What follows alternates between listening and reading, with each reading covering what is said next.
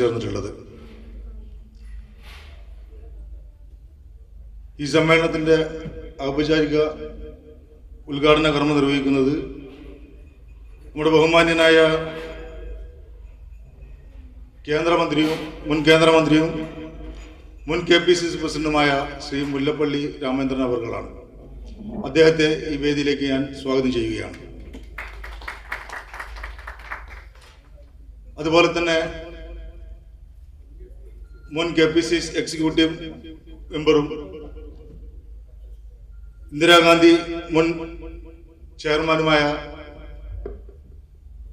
മമ്പറം ദിവാകരൻ അവർകളെ ഞാൻ ഈ വേദിയിലേക്ക് സ്വാഗതം ചെയ്യുകയാണ്.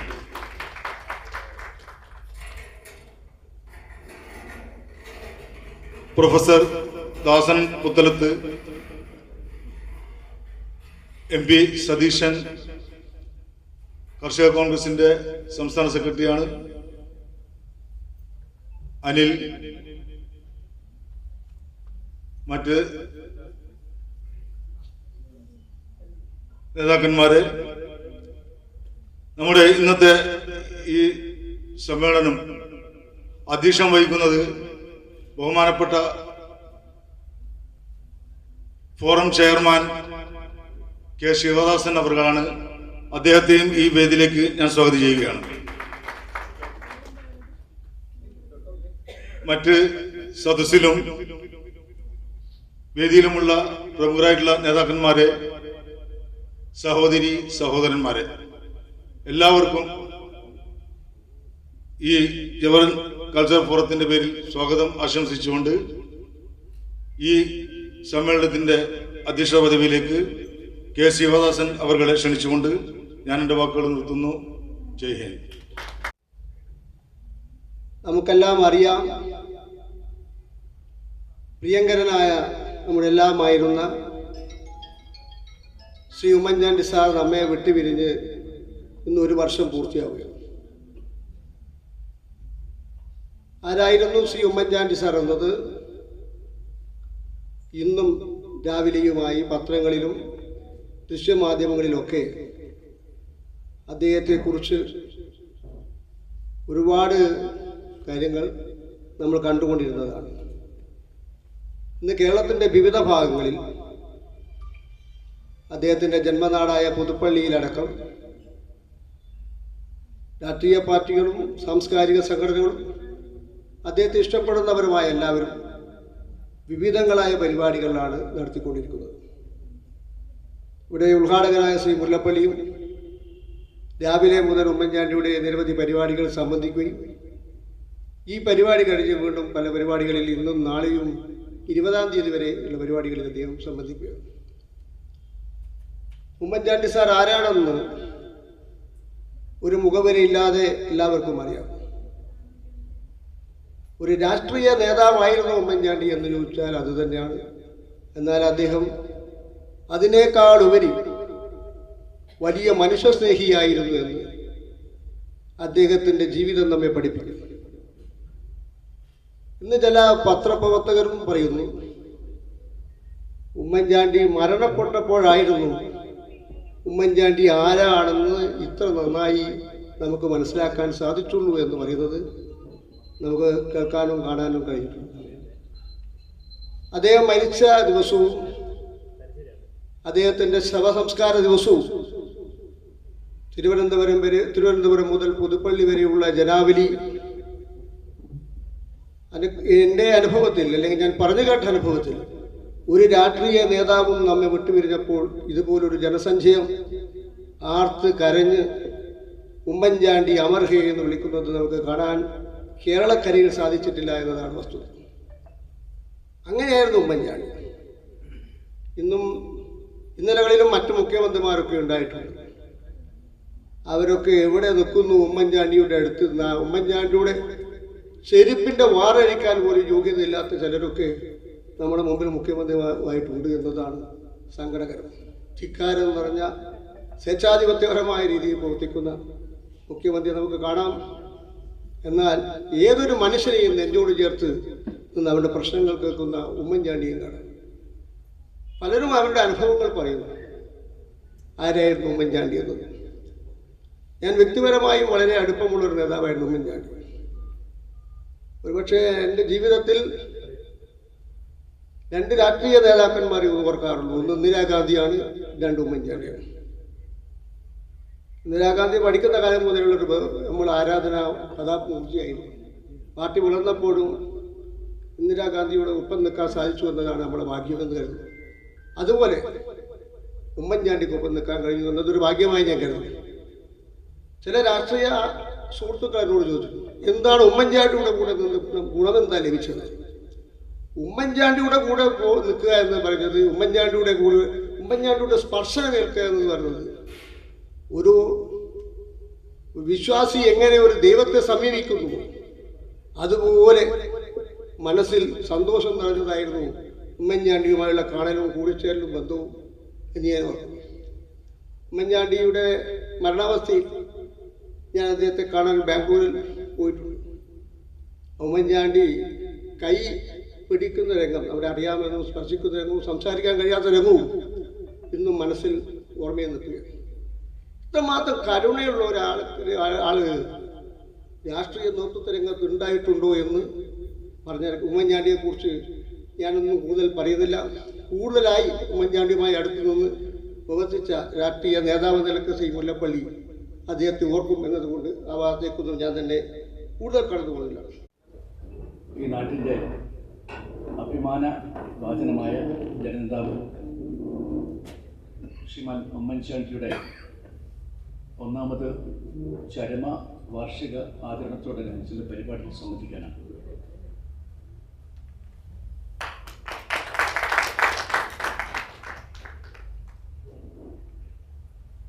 എല്ലാ അർത്ഥത്തിലും ഈ ഒരു പരിപാടി നമ്മുടെയൊക്കെ തന്നെ മനസ്സിൽ ഉമ്മൻചാണ്ടി എന്ന മഹാനായ മനുഷ്യനെക്കുറിച്ചുള്ള ഓർമ്മ പുതുക്കാൻ, അദ്ദേഹത്തിൻ്റെ വ്യക്തിത്വത്തെ വിശകലനം ചെയ്തുകൊണ്ട് വിലയിരുത്താനൊക്കെ തന്നെ കിട്ടിയ ഒരു സന്ദർഭമായിട്ടാണ് ഞാൻ കാണുന്നത്.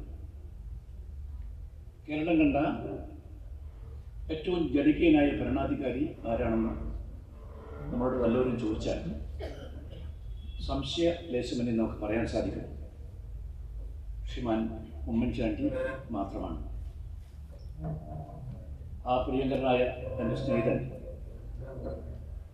വിദ്യാർത്ഥി രാഷ്ട്രീയ കാലം മുതൽ എൻ്റെ ഏറ്റവും അടുത്ത സുഹൃത്ത് ശ്രീ ഉമ്മൻചാണ്ടിയുടെ ദീപ്തമായ ഓർമ്മയ്ക്ക് മുമ്പിൽ ആദ്യമേ തന്നെ എൻ്റെ ആദരാഞ്ജലി അർപ്പിക്കുകയാണ്. ഒരു ജനാധിപത്യ സംവിധാനത്തിൽ ജനങ്ങളാണ് യജമാനന്മാരെന്ന് തിരിച്ചറിഞ്ഞ ഒരു ഭരണാധികാരിയായിരുന്നു ശ്രീ ഉമ്മൻചാണ്ടി. അതുകൊണ്ട് തന്നെയാണ് എല്ലാ കാലത്തും അദ്ദേഹം ജനങ്ങളോടൊപ്പമാണ് മുന്നോട്ട് പോയത്. ജനക്കൂട്ടമില്ലാതെ ഉമ്മൻചാണ്ടിക്ക് ജീവിക്കാൻ സാധ്യമല്ല. ആ ജനങ്ങളിൽ നിന്നാണ് ആവേശവും ഊർജവും പ്രചോദനവും എല്ലാം ഏറ്റുവാങ്ങിക്കൊണ്ട് അദ്ദേഹം എത്ര തന്നെ ശാരീരികമായ അസ്വാസ്ഥ്യങ്ങളുടെ സമയത്തും അദ്ദേഹം മുന്നോട്ട് പോയതാണ് ഞാൻ ഈ സന്ദർഭത്തോടെ. അഹങ്കാരം അത് ഉമ്മൻചാണ്ടിക്ക് ഒരിക്കലും ഉണ്ടായിട്ടില്ല. അധികാര ഗർവ് അതും ഉണ്ടായിട്ടില്ല.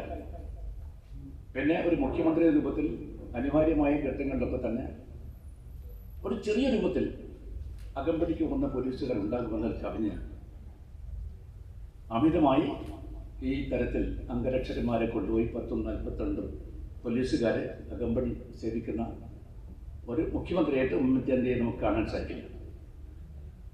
ഇതൊന്നുമില്ലാതെ തന്നെ ജനപക്ഷ രാഷ്ട്രീയത്തിൻ്റെ വഴിയിലൂടെ നെഞ്ച് ഉയർത്തിപ്പിടിച്ചുകൊണ്ട് മുന്നോട്ട് വെക്കാൻ അദ്ദേഹത്തിന് സാധിച്ചു എന്നാണ് അദ്ദേഹത്തിൻ്റെ പ്രത്യേകത.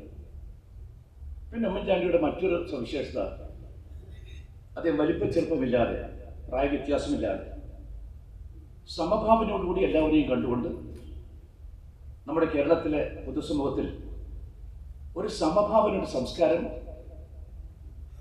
തുടങ്ങിയ ഒരു നേതാവായിട്ടാണ് ഞാൻ അദ്ദേഹത്തോട് പറയുന്നത് കാണുന്നത്. പിന്നെ ജനങ്ങളോട് ഇത്രയേറെ കരുണ, ഇത്രയേറെ എന്തെന്നില്ലാത്ത കരുതൽ അത് കാണിച്ച ഭരണാധികാരികൾ എത്രയുണ്ടോ ചോദിച്ചാൽ ഒരു സംശയമില്ല, മറ്റാരുമല്ല, ഉമ്മൻചാണ്ടിക്ക് പകരമായിട്ട് ഉമ്മൻചാണ്ടിയെ മാത്രമാണ് നമുക്ക് കാണാൻ സാധിക്കുക. നിങ്ങൾക്ക് എന്താ അറിയാം, നീതിയെക്കുറിച്ച് നമ്മൾ പറയാറുണ്ട്. എല്ലാവർക്കും നീതി ഉറപ്പാക്കണം. സാമൂഹ്യ നീതി ഉറപ്പാക്കുക എന്നത് ഭരണാധികാരിയുടെ ഉത്തരവാദിത്തമാണെന്ന് പറയാറുണ്ട്. Justice delayed is justice delayed എന്നാണ് പറഞ്ഞിരിക്കുന്നത്. വൈകിയെത്തുന്ന നീതി നിഷേധമാണെന്ന് മനസ്സിലായിക്കൊണ്ട് എല്ലാവർക്കും കൃത്യമായിട്ട് യഥാസമയം ആ കിട്ടേണ്ട നീതി ഉറപ്പാക്കുന്ന കാര്യത്തിൽ അദ്ദേഹം കാണിച്ച ശുഷ്കാന്തി അത് മാതൃകാപരമാണ് എന്ന് പറയാതെ നിർവാഹമില്ല. ജീവിതത്തിൽ സമസ്ത മേഖലയിൽ ജീവിക്കുന്ന ആളുകൾ, അവർ ചെറിയവരാകട്ടെ വലിയവരാകട്ടെ, അവർക്ക് നീതി നിഷേധിക്കപ്പെട്ടുവെങ്കിൽ ആ നീതി നിഷേധത്തെ അദ്ദേഹം ശക്തിയായി ചെറുത്തുകൊണ്ട് അതിനെ മറികടന്നുകൊണ്ട് അവർക്ക് നീതി എത്തിക്കാൻ വേണ്ടി എപ്പോഴും അദ്ദേഹം പരിശ്രമിച്ചിട്ടുണ്ട്. മാത്രമല്ല, ഞാൻ ഓർക്കുകയാണ്, നീതിയുടെ കാര്യം പറയുമ്പോൾ നീതി നിഷേധിക്കപ്പെട്ട ഈ നാട്ടിൽ അവശ്യ ദുർബല ജനവിഭാഗത്തിൽപ്പെട്ട ധാരാളം ആളുകളുണ്ടായിരുന്നു. ആ ആളുകളെ തേടിക്കൊണ്ടാണ് അദ്ദേഹം പോയത്. അവർ അന്വേഷിച്ചു കൊണ്ടുപോയ ഏതെങ്കിലും ഒരു ഭരണാധികാരി കേരളത്തിൽ ഉണ്ടോ എന്ന് ചോദിച്ചാൽ ഉമ്മൻചാണ്ടി അല്ലാതെ മറ്റൊരു ഭരണാധികാരി ഇന്നുവരെ ഉണ്ടായിട്ടില്ല. അദ്ദേഹത്തിൻ്റെ പ്രശസ്തമായ ജനസമ്പർക്ക പരിപാടി, ആ ജനസമ്പർക്ക പരിപാടിയിൽ അത് കാണാൻ പോയവരുണ്ടാകാം, ആ പരിപാടിയിൽ പങ്കെടുത്തവരുണ്ടാകാം. ആ പരിപാടിയെക്കുറിച്ച് മനസ്സിലാക്കിയ ആളുകളൊക്കെ തന്നെ ഈ സദസ്സിലുണ്ടെന്ന് എനിക്കറിയാം.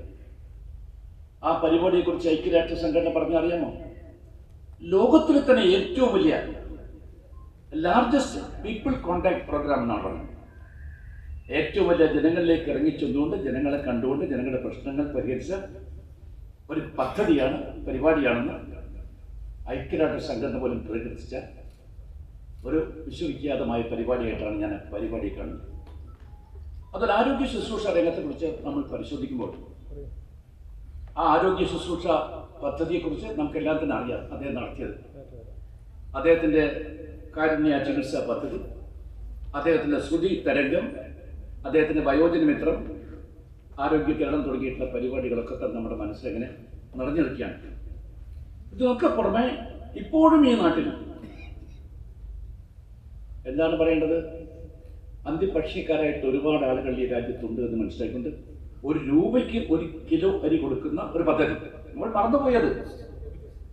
അത് മറന്നുപോയി. കാരണം കാലം കടന്നുപോയപ്പോൾ നമ്മുടെ ഓർമ്മയും ഒരു പക്ഷേ നമ്മുടെ കൂടെ ഉണ്ടാകാത്തതുകൊണ്ട് നമുക്ക് അതെല്ലാം തന്നെ ഓർത്തെടുക്കാൻ സാധിക്കില്ല. അത് കൊടുത്തത് അദ്ദേഹമാണ്. അതുപോലെ നമ്മുടെ എല്ലാ ഭൂപരിഷ്കരണങ്ങളെക്കുറിച്ചൊക്കെ തന്നെ പറയുമ്പോഴും ഭൂരഹിതരായിട്ടുള്ള ആളുകൾ രാജ്യത്ത് ഇപ്പോഴും ഉണ്ട്. അവരെ കണ്ടെത്തിക്കൊണ്ട് ഭൂമിയില്ലാത്ത ഏതെങ്കിലും വ്യക്തി ഉണ്ടെങ്കിൽ അദ്ദേഹത്തെ ചുരുങ്ങിയത് 3.5 സെന്റ് ഭൂമി കൊടുക്കാൻ വേണ്ടി തീരുമാനിച്ച കേരളത്തിലെ മുഖ്യമന്ത്രിയാണ്, ഇന്ത്യ രാജ്യത്തെ മുഖ്യമന്ത്രിയാണ് ശ്രീമാൻ ഉമ്മൻചാണ്ടിയെ ഞാൻ പറയട്ടെ. അതുപോലെ പെട്രോളിയം ഉൽപ്പന്നങ്ങൾ, ആ പെട്രോളിയം ഉൽപ്പന്നങ്ങൾക്ക് വില വർദ്ധിച്ചു കഴിഞ്ഞാൽ സമസ്ത സാധന സാമഗ്രികൾക്കും വിലക്കയറ്റം ഉണ്ടാകുമെന്ന കാര്യം നമുക്കെല്ലാം തന്നെ അറിയാം. പ്രത്യേകിച്ച് ഒരു കൺസ്യൂമർ സ്റ്റേറ്റാണ് നമ്മുടെ കേരളം, ഒരു ഉപഭോക്തൃ സംസ്ഥാനം. 38 കർപ്പൂരം വരെയുള്ള മുഴുവൻ സാധനങ്ങളും നമ്മുടെ അതിർത്തി കടന്നുകൊണ്ട് ഇങ്ങോട്ടേക്ക് വരണമെന്ന് നമുക്കറിയാമെങ്കിൽ പെട്രോളിയം ഉൽപ്പന്നങ്ങൾ അത് ഉപയോഗിച്ചുകൊണ്ട് വാഹനങ്ങൾ ഓടിയാൽ മാത്രമേ നമുക്ക് കേരളത്തിലേക്ക് അത് എത്തിക്കാൻ സാധിക്കുമെന്ന് മനസ്സിലാക്കിക്കൊണ്ട് തന്നെ ആ പെട്രോളിയം ഉൽപ്പന്നങ്ങൾക്ക് വില വർദ്ധിക്കുമ്പോൾ എല്ലാ സാധന സാമഗ്രികളും വില വർദ്ധിക്കുമെന്ന് മനസ്സിലാക്കിക്കൊണ്ട് തന്നെ അദ്ദേഹം ആ പെട്രോളിയം ഉൽപ്പന്നങ്ങളിൽ നിന്ന് സംസ്ഥാനത്തിന് കിട്ടേണ്ട ആ നികുതി ഇനത്തിൽ വലിയ കുറവ് വരുത്തിക്കൊണ്ട് ഇന്ത്യക്ക് മുഴുവൻ മാതൃകയായിക്കൊണ്ട് ആദ്യത്തെ ഒരു മുഖ്യമന്ത്രി രൂപത്തിൽ അദ്ദേഹത്തിന് നിറഞ്ഞെടുക്കാൻ സാധിച്ചുകൊണ്ട് നിസ്സാരമായ കാര്യങ്ങളായിട്ട് നമ്മൾ കാണരുത്. പിന്നെ ഞാൻ ജനസേവനത്തെക്കുറിച്ച് പറയുകയുണ്ടായി. എവിടെയൊക്കെ തന്നെ നിയമങ്ങൾ അത് ജനങ്ങൾക്ക് നീതി എത്തിക്കുന്ന കാര്യത്തിൽ തടസ്സം സൃഷ്ടിക്കുന്നോ ആ നിയമം വേണ്ട എന്നാണ് അദ്ദേഹം പറഞ്ഞത്. ആ നിയമത്തിൽ ഭേദഗതി ഉണ്ടാക്കാൻ അദ്ദേഹം സാധിച്ചു. നിങ്ങൾക്ക് എത്ര പേർക്കറിയാം, 100ഓളം നിയമങ്ങൾക്ക് ഭേദഗതി ഉണ്ടാക്കിയ ഇന്ത്യ രാജ്യത്തെ ഏറ്റവും പ്രശസ്തനായ മുഖ്യമന്ത്രി ആരാണെന്ന് ചോദിച്ചാൽ പ്രിയങ്കരനായ ഉമ്മൻചാണ്ടിയാണ്. 100ഓളം നിയമങ്ങൾക്ക് ഭേദഗതി ഉണ്ടാക്കിയ മനുഷ്യനെന്ന് ഞാനിവിടെ പറയാനാകില്ല. പിന്നെ അദ്ദേഹത്തിന്റെ ഗവൺമെന്റിന്റെ മുഖമുദ്ര എന്താണ്? അതിവേഗം ബഹുദൂരം. അക്ഷരാർത്ഥത്തിൽ തന്നെയായിരുന്നു. വളരെ വേഗത്തിൽ അദ്ദേഹം പോകും, ഒരുപാട് ദൂരം പിന്നിടാനുണ്ട്. നമ്മുടെ കവി പറയുന്നത് പോലെ തന്നെ ഉറങ്ങുന്നതിന് ഒരുപാട് കാലം എനിക്ക് ഇനിയും സഞ്ചരിക്കാനുണ്ട് എന്ന് പറഞ്ഞ പോലെ തന്നെ എൻ്റെ യാത്ര പൂർത്തിയാക്കണമെങ്കിൽ അത് വേഗത്തിൽ പോകണം, എനിക്ക് ഒരുപാട് കാലം ഉറങ്ങുന്നതിന് മുമ്പ് പൂർത്തിയാക്കണമെന്ന ആഗ്രഹത്തോടുകൂടിയാണ് അദ്ദേഹം എപ്പോഴും പോയത്. നിങ്ങൾ ആലോചിച്ച് നോക്കൂ, കാസർഗോഡ് നിന്ന് തിരുവനന്തപുരം വരെ, തിരുവനന്തപുരത്ത് കാസർഗോഡേക്ക് അദ്ദേഹം എത്തിച്ചേരാത്ത ഏതെങ്കിലും പ്രദേശമുണ്ടോ, ഏതെങ്കിലും ഗ്രാമങ്ങളുണ്ടോ, ഏതെങ്കിലും സുഹൃത്തിൻ്റെയോ വേണ്ടപ്പെട്ട വീട്ടിൽ എന്തെങ്കിലും മരണം ഉണ്ടായിക്കഴിഞ്ഞാൽ ഒരു 6 മാസം മുമ്പേ മരിച്ച വീടായി നിൽക്കില്ല. അദ്ദേഹം പറയും, ഒരു മരണം ഉണ്ടായിട്ടുണ്ടല്ലോ, നമുക്കവിടെ പോകണ്ടേ. തിരക്ക് പിടിച്ചിട്ടായിരിക്കും അദ്ദേഹം പോകുന്നത്. അദ്ദേഹം പറയും വണ്ടി പിടിക്കട്ടാണ്. എങ്കിൽ പോലും അദ്ദേഹം വളരെ ധൃതി പിടിച്ചുകൊണ്ട് ഡ്രൈവർമാരോട് പറഞ്ഞു ഫാസ്റ്റായിട്ട് വണ്ടി എടുക്കണമെന്ന് പറഞ്ഞുകൊണ്ട് അവിടെ പോയി അവരെ കണ്ട്. ചില സമയം കുന്നും മലയുമായിരിക്കാം. അപകടം സംഭവിച്ചു അദ്ദേഹത്തിൻ്റെ അസ്ഥി പൊട്ടിയൊക്കെ നമുക്ക് അറിയാവുന്നതാണ്. എന്നിട്ട് പോലും അദ്ദേഹം അവരെയൊക്കെ തന്നെ കാണാൻ വേണ്ടി പ്രയാസപ്പെട്ട് ആ കുന്നും മലയും ചവിട്ടിപ്പോയ ഉമ്മൻചാണ്ടിയുടെ ചിത്രം നമുക്ക് എങ്ങനെ മറക്കാൻ സാധിക്കും? ഇതുപോലെ ലളിതമായ, ഇതുപോലെ എളിമയുള്ള ഒരു മനുഷ്യൻ നമുക്ക് എവിടെ കാണാൻ സാധിക്കും? നമ്മളെല്ലാം ചിന്തിക്കേണ്ടതായിട്ടുണ്ട്. എനിക്ക് KSUവിൻ്റെ ഒരു നേതാവിനെ കാലത്ത് തന്നെ 1960കളിലാണ് ഞാൻ KSUവിൻ്റെ ജില്ലാ പ്രസിഡന്റ്. മിസ്റ്റർ ദിവാകരൻ ഇപ്പോൾ ഓർക്കുകയാണ്. ഞാൻ പ്രസിഡന്റായ സമയത്ത് ഉമ്മൻചാണ്ടി സംസ്ഥാനത്ത് KSUവിൻ്റെ അന്ന് അധ്യക്ഷനായിരുന്നു ആദ്യത്തെ. ആ സമയത്ത് അദ്ദേഹം പതിവായിട്ട് കോഴിക്കോട്ടേക്ക് വരാറുണ്ട്. കോഴിക്കോട്ടേക്ക് വരുമ്പോൾ ഉമ്മൻചാണ്ടി സ്ഥിതിയില്ല. അദ്ദേഹം വരും. അദ്ദേഹത്തിൻ്റെ അടുത്ത് ഒരു കറുത്ത ബാഗുണ്ട്, ചെറിയൊരു ബാഗ്, പ്ലാസ്റ്റിക് ബാഗുണ്ടാവും. അതിൽ 1 2 കുപ്പായമല്ലാതെ ഒന്നും ഉണ്ടാവില്ല. എത്ര ദിവസം പരിപാടിക്ക് വന്ന് 5 6 ദിവസത്തെ പരിപാടിക്ക് ഈ 2 കുപ്പായം കൊണ്ട് അദ്ദേഹത്തിന് എന്ത് ചെയ്യാൻ സാധിക്കും? ചിലപ്പോൾ കയറിയതായിരിക്കും. അദ്ദേഹം വന്നാൽ അദ്ദേഹത്തിൻ്റെ കയ്യിൽ കാശുണ്ടാവില്ല. അദ്ദേഹം കോഴിക്കോട്ടെ നമ്മൾ ടൗൺ ഹാളിൻ്റെ അടുത്തുള്ള OIT റോഡ്, ക്രൗൺ തിയേറ്ററിൻ്റെ അടുത്തുള്ള അവിടെയായിരുന്നു അന്നത്തെ ജില്ലാ കോൺഗ്രസ് കമ്മിറ്റി ഓഫീസ്. മഹാനായ കോഴിപ്പുറത്ത് മാധവനും കുട്ടിമാളോമിയും എല്ലാം ഉള്ള ഒരു കാലമായിരുന്നു അക്കാലം. ശ്രീമൻ K ഗോപാലായിരുന്നു ജില്ലാ കോൺഗ്രസ് കമ്മിറ്റി അധ്യക്ഷൻ. ആ ഉമ്മൻചാണ്ടി വന്നു കഴിഞ്ഞാൽ ഇന്നത്തെ ഏത് യുവജന പ്രസ്ഥാനത്തെ നേതാവായാലും ഏറ്റവും വില കൂടിയ ഹോട്ടൽ ഏതാണ്? അത് പഞ്ചനക്ഷത്രമാണെങ്കിൽ സന്തോഷം, അതാര് കൊടുത്താലും കുഴപ്പമില്ല. ആദ്യത്തെ സ്വീകരിച്ചു കൊണ്ടുപോകുന്ന ഒരവസ്ഥയിലല്ല ശ്രീമൻ ഉമ്മൻചാണ്ടി. അത് ഞാൻ സ്വീകരിക്കുകയുണ്ട്. ജില്ലാ കോൺഗ്രസ് കമ്മിറ്റിയുടെ അന്നത്തെ ബെഞ്ചിൽ കിടന്നുകൊണ്ട് അദ്ദേഹം രാഷ്ട്രീയം നടത്തിയെന്ന് പറഞ്ഞാൽ എന്നൊരു പക്ഷെ നിങ്ങൾക്ക് വിശ്വസിക്കാൻ സാധിക്കില്ല. അതാണ് പ്രിയപ്പെട്ട ഉമ്മൻചാണ്ടി. പലപ്പോഴും അദ്ദേഹം ആഹാരം കഴിച്ചിട്ടുണ്ടാവില്ല. ചോദിച്ചാൽ അദ്ദേഹം ഒന്നും പറയില്ല. നമുക്ക് ഭക്ഷണം കഴിക്കാൻ പോകുമ്പോൾ എന്നാ വരാമെന്ന് പറഞ്ഞിട്ട് പോകും. എന്നാൽ എനിക്ക് വിശക്കുന്നു എന്ന കാര്യം അദ്ദേഹം ഒരിക്കലും പറഞ്ഞിട്ടില്ല എന്ന കാര്യം ഞാൻ സൂചിപ്പിക്കട്ടെ. പലപ്പോഴും ഞാൻ അദ്ദേഹമായിട്ട് യാത്ര നടത്തിയിട്ടുണ്ട്. കാസർഗോഡ് നിന്നൊക്കെ തന്നെ ഞങ്ങളന്ന് KSRTC ബസ്സിലാണ് വരാറ്. ആ ബസ്സിൽ വന്നാൽ ചില സ്ഥലത്തൊക്കെ തന്നെ നമുക്കെല്ലാം ബസ് നിർത്തുന്ന ഒരു സ്ഥലമുണ്ട്. അവിടേക്ക് എത്തിക്കഴിഞ്ഞാൽ അദ്ദേഹത്തിൻ്റെ വിശപ്പിൻ്റെ ആ കാഠിന്യം എത്രത്തോളം ഉണ്ട് എന്ന് മനസ്സിലാക്കാൻ എനിക്ക് അവസരമുണ്ടായിട്ടുണ്ട്. കൊയിലാണ്ടിയിൽ ഹോട്ടലുണ്ട്. രാത്രി അർദ്ധരാത്രിയൊക്കെ തന്നെ ഹോട്ടൽ തുറന്നു വയ്ക്കുന്ന ഹോട്ടലാണ്. ആ ഹോട്ടലൊക്കെ പോയി കഴിഞ്ഞാൽ ഇത്രയും വിശപ്പ് ഈ മനുഷ്യൻ ഉണ്ടായിരുന്നു എന്നും നമുക്ക് മനസ്സിലാക്കുക. എന്തായാലും കുഴപ്പമില്ല, അദ്ദേഹം ഭക്ഷണമുണ്ടെങ്കിൽ കഴിക്കും, ഇല്ലെങ്കിൽ കഴിക്കില്ല. അങ്ങനെ ജീവിച്ച ഒരു മനുഷ്യനെ നമുക്ക് വേറെ നോക്കിക്കാണാൻ സാധിക്കില്ല എന്ന് ഞാനിവിടെ പറയാൻ ആഗ്രഹിക്കുന്നു. പിന്നെ നോക്കൂ, ഉമ്മൻചാണ്ടിയെ നിങ്ങൾക്ക് ആർക്കെങ്കിലും ഉമ്മൻചാണ്ടിയെ കാണണമെന്ന് ആഗ്രഹിച്ചുകൊണ്ട് കാണാത്തവരായിട്ട് ആരെങ്കിലും ഉണ്ടോ? അത് ഏത് ശാസ്ത്രമായാലും കുഴപ്പമില്ല, എവിടെയായാലും കുഴപ്പമില്ല. നിങ്ങൾക്കറിയാമല്ലോ അദ്ദേഹത്തിൻ്റെ ഓഫീസിനെ കുറിച്ച് ഞാൻ പറയാറുണ്ടായിരുന്നു. ഓഫീസ് ഇങ്ങനെയാവരുത്, കുറച്ചുകൂടി ഡിസിപ്ലിൻ വേണം ഓഫീസിൽ. അദ്ദേഹം ചിരിക്കുകയുള്ളൂ, ഇത്രയും പറയില്ല. ഒരു ദിവസം നിങ്ങൾ അറിയുമോ, അദ്ദേഹം ഇല്ലാത്ത ദിവസം അവിടെ വന്ന സന്ദർശകന്മാരുടെ കൂട്ടത്തിൽ ഒരു ഭ്രാന്തൻ കയറി അദ്ദേഹത്തിൻ്റെ കസാലയിരുന്നു. അത് വാർത്തയായിരുന്നു. ഞാൻ പറഞ്ഞു, ഉമ്മൻചാണ്ടി പല ഘട്ടങ്ങളിൽ ഞാൻ പറഞ്ഞിട്ടുണ്ടായിരുന്നു സ്നേഹിതൻ രൂപത്തിൽ, നിങ്ങളുടെ ഓഫീസിന് കുറച്ചുകൂടി അച്ചടക്കം വേണം പറഞ്ഞപ്പോൾ എങ്ങനെ അച്ചടക്കം ഉണ്ടാക്കാനാണ്? അന്ന് ആ മനുഷ്യൻ കാണിച്ച അഭിപ്രായങ്ങളൊക്കെ നിങ്ങൾക്കറിയാമെന്ന് ഞാൻ വിശ്വസിക്കുന്നു. എന്നിട്ടും ഉമ്മൻചാണ്ടി ചിരിച്ചുകൊണ്ട് അദ്ദേഹത്തോട് ഒന്ന് എഴുന്നേറ്റാൽ കൊള്ളാം എന്നാണ് പറഞ്ഞിരിക്കുന്നത്. അദ്ദേഹത്തെ പിടിച്ചു മാറ്റിയില്ല. അംഗരക്ഷകന്മാരെ കൊണ്ടുവന്നിട്ട് അദ്ദേഹത്തിന്റെ കൈക്ക് ചങ്ങല വെച്ചുകൊണ്ടൊന്നും കുഴപ്പമില്ല. അതാണ് പ്രിയപ്പെട്ട ഉമ്മൻചാണ്ടി എന്ന് പറയട്ടെ. പരാതിയില്ല, പരിഭവമില്ല. എന്തൊരു വിനയമധുരമായ പെരുമാറ്റമാണ്. ആര് പോയാലും അദ്ദേഹത്തിന്റെ പെരുമാറ്റം അങ്ങനെയാണ്. കടലാസ് എടുക്കും, അപ്പം തന്നെ നോട്ട് പിടിക്കും, എന്നിട്ട് ചെയ്യേണ്ട കാര്യങ്ങൾ എന്താണെന്ന കാര്യം അദ്ദേഹം ചെയ്തു കൊടുക്കും. ചെറുപ്പത്തിൽ ഞാൻ ഓർക്കുന്നു, 60കളുടെ ആ അവസരത്തിലാണ് അദ്ദേഹം കോഴിക്കോട്ടിൽ ഞാൻ പറഞ്ഞല്ലോ കൃത്യമായിട്ട് വരാറില്ല. അത് ഞാൻ KSUവിൻ്റെ ജില്ലാ അധ്യക്ഷനായിരുന്നു. 10ാം സംസ്ഥാന സമ്മേളനം കോഴിക്കോട്ട് നടക്കുന്നു KSUവിൻ്റെ. KSUവിൽ ഇന്നോളമുള്ള ചരിത്രമെടുത്ത് പരിശോധിച്ചു കഴിഞ്ഞാൽ ഏറ്റവും മഹത്തായ, ഏറ്റവും വലിയ പ്രാതിനിധ്യമുള്ള, ഏറ്റവും വലിയ വിദ്യാർത്ഥികൾ പങ്കെടുത്ത വൻപിച്ച ഘോഷയാത്രയോടെ നടത്തപ്പെട്ട സംസ്ഥാന സമ്മേളനം ഏതാണെന്ന് ചോദിച്ചാൽ 10ാം സംസ്ഥാനത്തിന് മുമ്പുമില്ല, സംസ്ഥാനത്തെ സമ്മേളനത്തിന് പിൻപും മാത്രം ഒരു സമ്മേളനം ഉണ്ടായിട്ടില്ല. അവിടെ വെച്ച് ഇന്നത്തെ പോലെയല്ല. ഇന്നൊക്കെ ഏതെങ്കിലും ഒരു നേതാവുമായിട്ട് ബന്ധമുണ്ട് എങ്കിൽ പിന്നെ നമുക്ക് പറയേണ്ട കാര്യമില്ല. നിങ്ങൾക്ക് ഏത് പദവി വേണോ അനായാസന നേടിയെടുക്കാൻ സാധിക്കുന്ന സാഹചര്യമായിരുന്നില്ല അന്ന്. ഇലക്ഷൻ ഉണ്ടായിരുന്നു. മിസ്റ്റർ മമ്പ്രതിഭാൻ ഓർമ്മയുണ്ടായിരിക്കും. ആ തെരഞ്ഞെടുപ്പിലൂടെയാണ് ഉമ്മൻചാണ്ടി അന്ന് അധ്യക്ഷനായത്. ആ തെരഞ്ഞെടുപ്പിലാണ് അദ്ദേഹത്തിന്റെ ഉപാധ്യക്ഷനായിട്ട് ഞാൻ പ്രവർത്തിച്ചത്. ആ കാലമൊക്കെ തന്നെ ഞാനിപ്പോൾ വികാരത്തോടുകൂടി അനുസ്മരിക്കാൻ ആഗ്രഹിക്കുകയാണ്. അങ്ങനെ ഒരുപാട് ഓർമ്മകൾ എൻ്റെ മനസ്സിൽ ഇപ്പോഴുമുണ്ട്.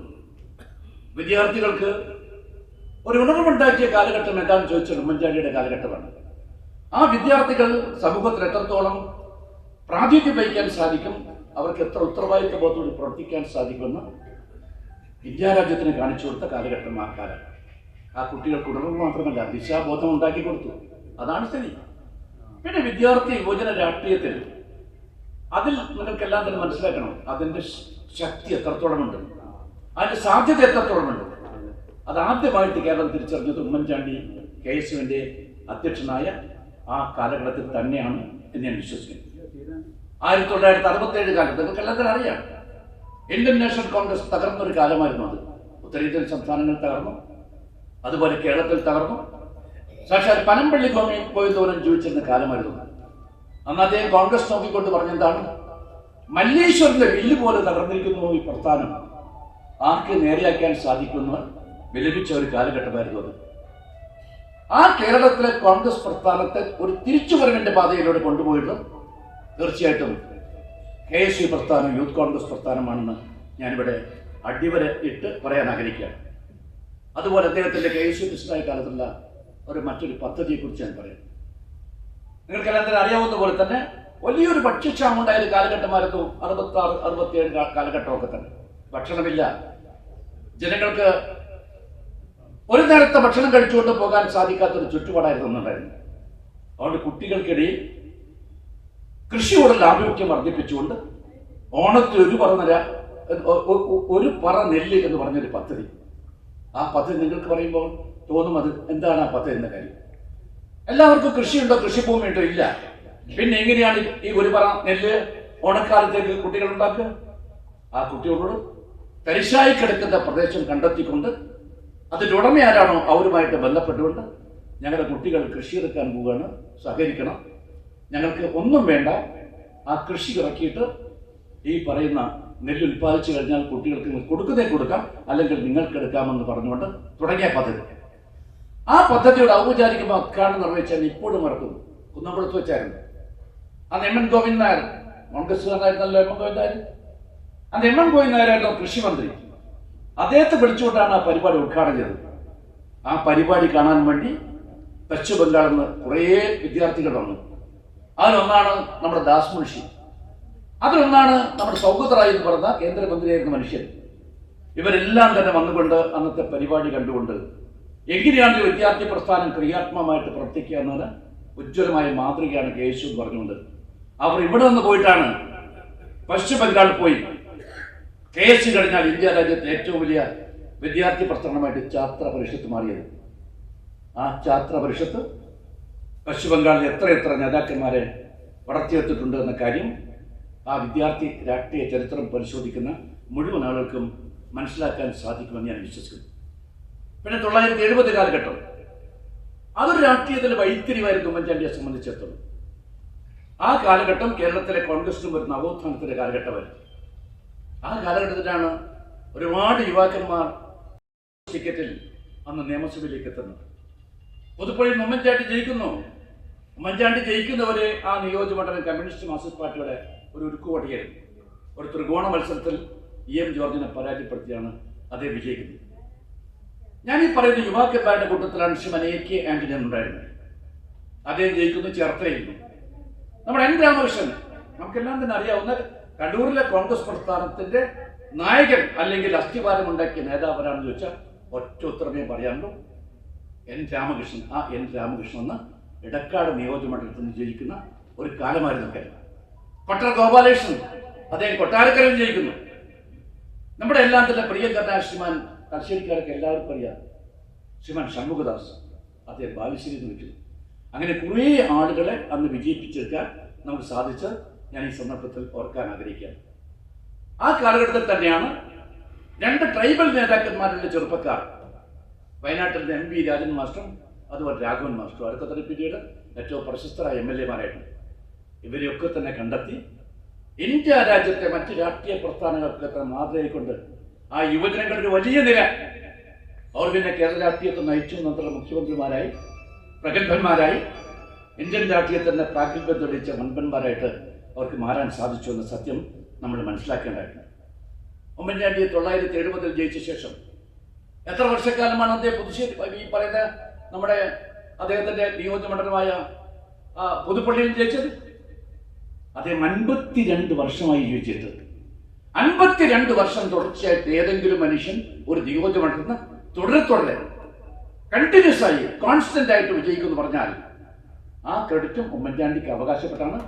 സമീപകാലത്ത് ഇന്ത്യ രാജ്യത്ത് ആ ക്രെഡിറ്റ് ആർക്കെങ്കിലും അത് ഭേദിക്കാൻ സാധിക്കുമെന്ന് ചോദിച്ചാൽ ആ റെക്കോർഡ് ഭേദിക്കാൻ സാധിക്കില്ല എന്ന് ഞാനോട് പറയട്ടെ. മാത്രമല്ല, അദ്ദേഹം ഈ 52 വർഷക്കാലത്തിടയിൽ തന്റെ നിയോജകമണ്ഡലത്തെ ജനങ്ങളോട് അദ്ദേഹം കാണിച്ച കാരുണ്യം, ആ കരുതൽ, അത് ആർക്കും നിഷേധിക്കാൻ സാധിക്കില്ല. ശത്രുക്കൾക്ക് പോലും അസൂയ തോന്നും. അദ്ദേഹം എവിടെ ഉണ്ടായിക്കഴിഞ്ഞാലും ഞായറാഴ്ച ദിവസങ്ങളിൽ അദ്ദേഹം സെന്റ് ജോർജ് ദേവാലയത്തിൽ, ഈ പുതുപ്പള്ളിയിൽ ദേവാലയത്തിലെത്തും, അവിടെ പ്രാർത്ഥിക്കും.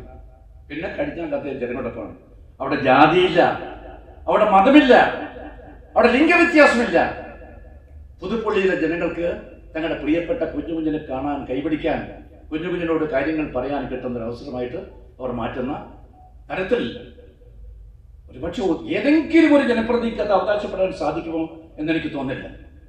എല്ലാ മലയാള മാസവും മുടങ്ങാതെ ഗുരുവായൂർ അമ്പലത്തിൽ പോകുന്ന ശ്രീ K. കരുണാകരന് മാത്രമേ അത് സാധിക്കൂ എന്നാണ് എനിക്ക് തോന്നുന്നത്. മുടങ്ങാതെ അദ്ദേഹം എവിടെയായി കഴിഞ്ഞാലും, എത്ര all India Congress committee meeting ആയാലും അല്ലെങ്കിൽ എത്രയും ഒഴിച്ചു മാറ്റാനാവാത്ത കാര്യങ്ങളുണ്ടെങ്കിലും അദ്ദേഹം ഗുരുവായൂർ അമ്പലത്തിൽ വരുന്നത് പോലെ ശ്രീ ഉമ്മൻചാണ്ടി അദ്ദേഹത്തെ നിയോജകമണ്ഡലത്തിൽ വരികയും അവരെ കാണുകയും അവരുടെ പ്രശ്നങ്ങൾക്ക് പരിഹാരം കണ്ടെത്തുകയും ഒക്കെ തന്നെ ചെയ്തതും ഞാൻ ഈ സന്ദർഭത്തിൽ എടുത്തു പറയാൻ ആഗ്രഹിക്കുകയാണ്. പിന്നെ വികസന കാര്യങ്ങളെക്കുറിച്ച് എടുക്കും. നമ്മുടെ കേരളത്തിൽ സമഗ്രമായ വികസനത്തിന്റെ ഒരു വെള്ളി വെളിച്ചം അല്ലെങ്കിൽ ആ വികസനത്തിന് തുടക്കം കുറിച്ചതാരാണ്? നമുക്ക് സംശയലേശമെന്നെ പറയാൻ സാധിക്കും, ശ്രീമാൻ ഉമ്മൻചാണ്ടിയാണ്. ആ കാലമാണ് സമഗ്രമായ വികസനത്തിന്റെ ഒരു വസന്തം ഇവിടെ ഉണ്ടായത്. വിഴിഞ്ഞ ഹാർബർ നമുക്കെല്ലാം തന്നെ അറിയാം. ആദ്യത്തെ കപ്പൽ വരുന്നു എന്ന് പറഞ്ഞുകൊണ്ട് ചരക്ക് കപ്പൽ വന്നു എന്നൊക്കെയാണ് പറയുന്നത്. എനിക്ക് കൃത്യമായിട്ട് അറിയില്ല. ഞാൻ ആ ചടങ്ങുമായിട്ട് ബന്ധപ്പെട്ട് വൈകാരികമായിട്ട് എന്തെങ്കിലും ആ ചടങ്ങുമായിട്ടൊരു ബന്ധമുള്ള ആളല്ല ഞാൻ. അതുകൊണ്ട് ഞാൻ പറയട്ടെ, ആ ചടങ്ങുമായി ബന്ധപ്പെട്ടുകൊണ്ട് ഒരുപാട് വിവാദങ്ങൾ സൃഷ്ടിക്കപ്പെടുകയുണ്ടായി.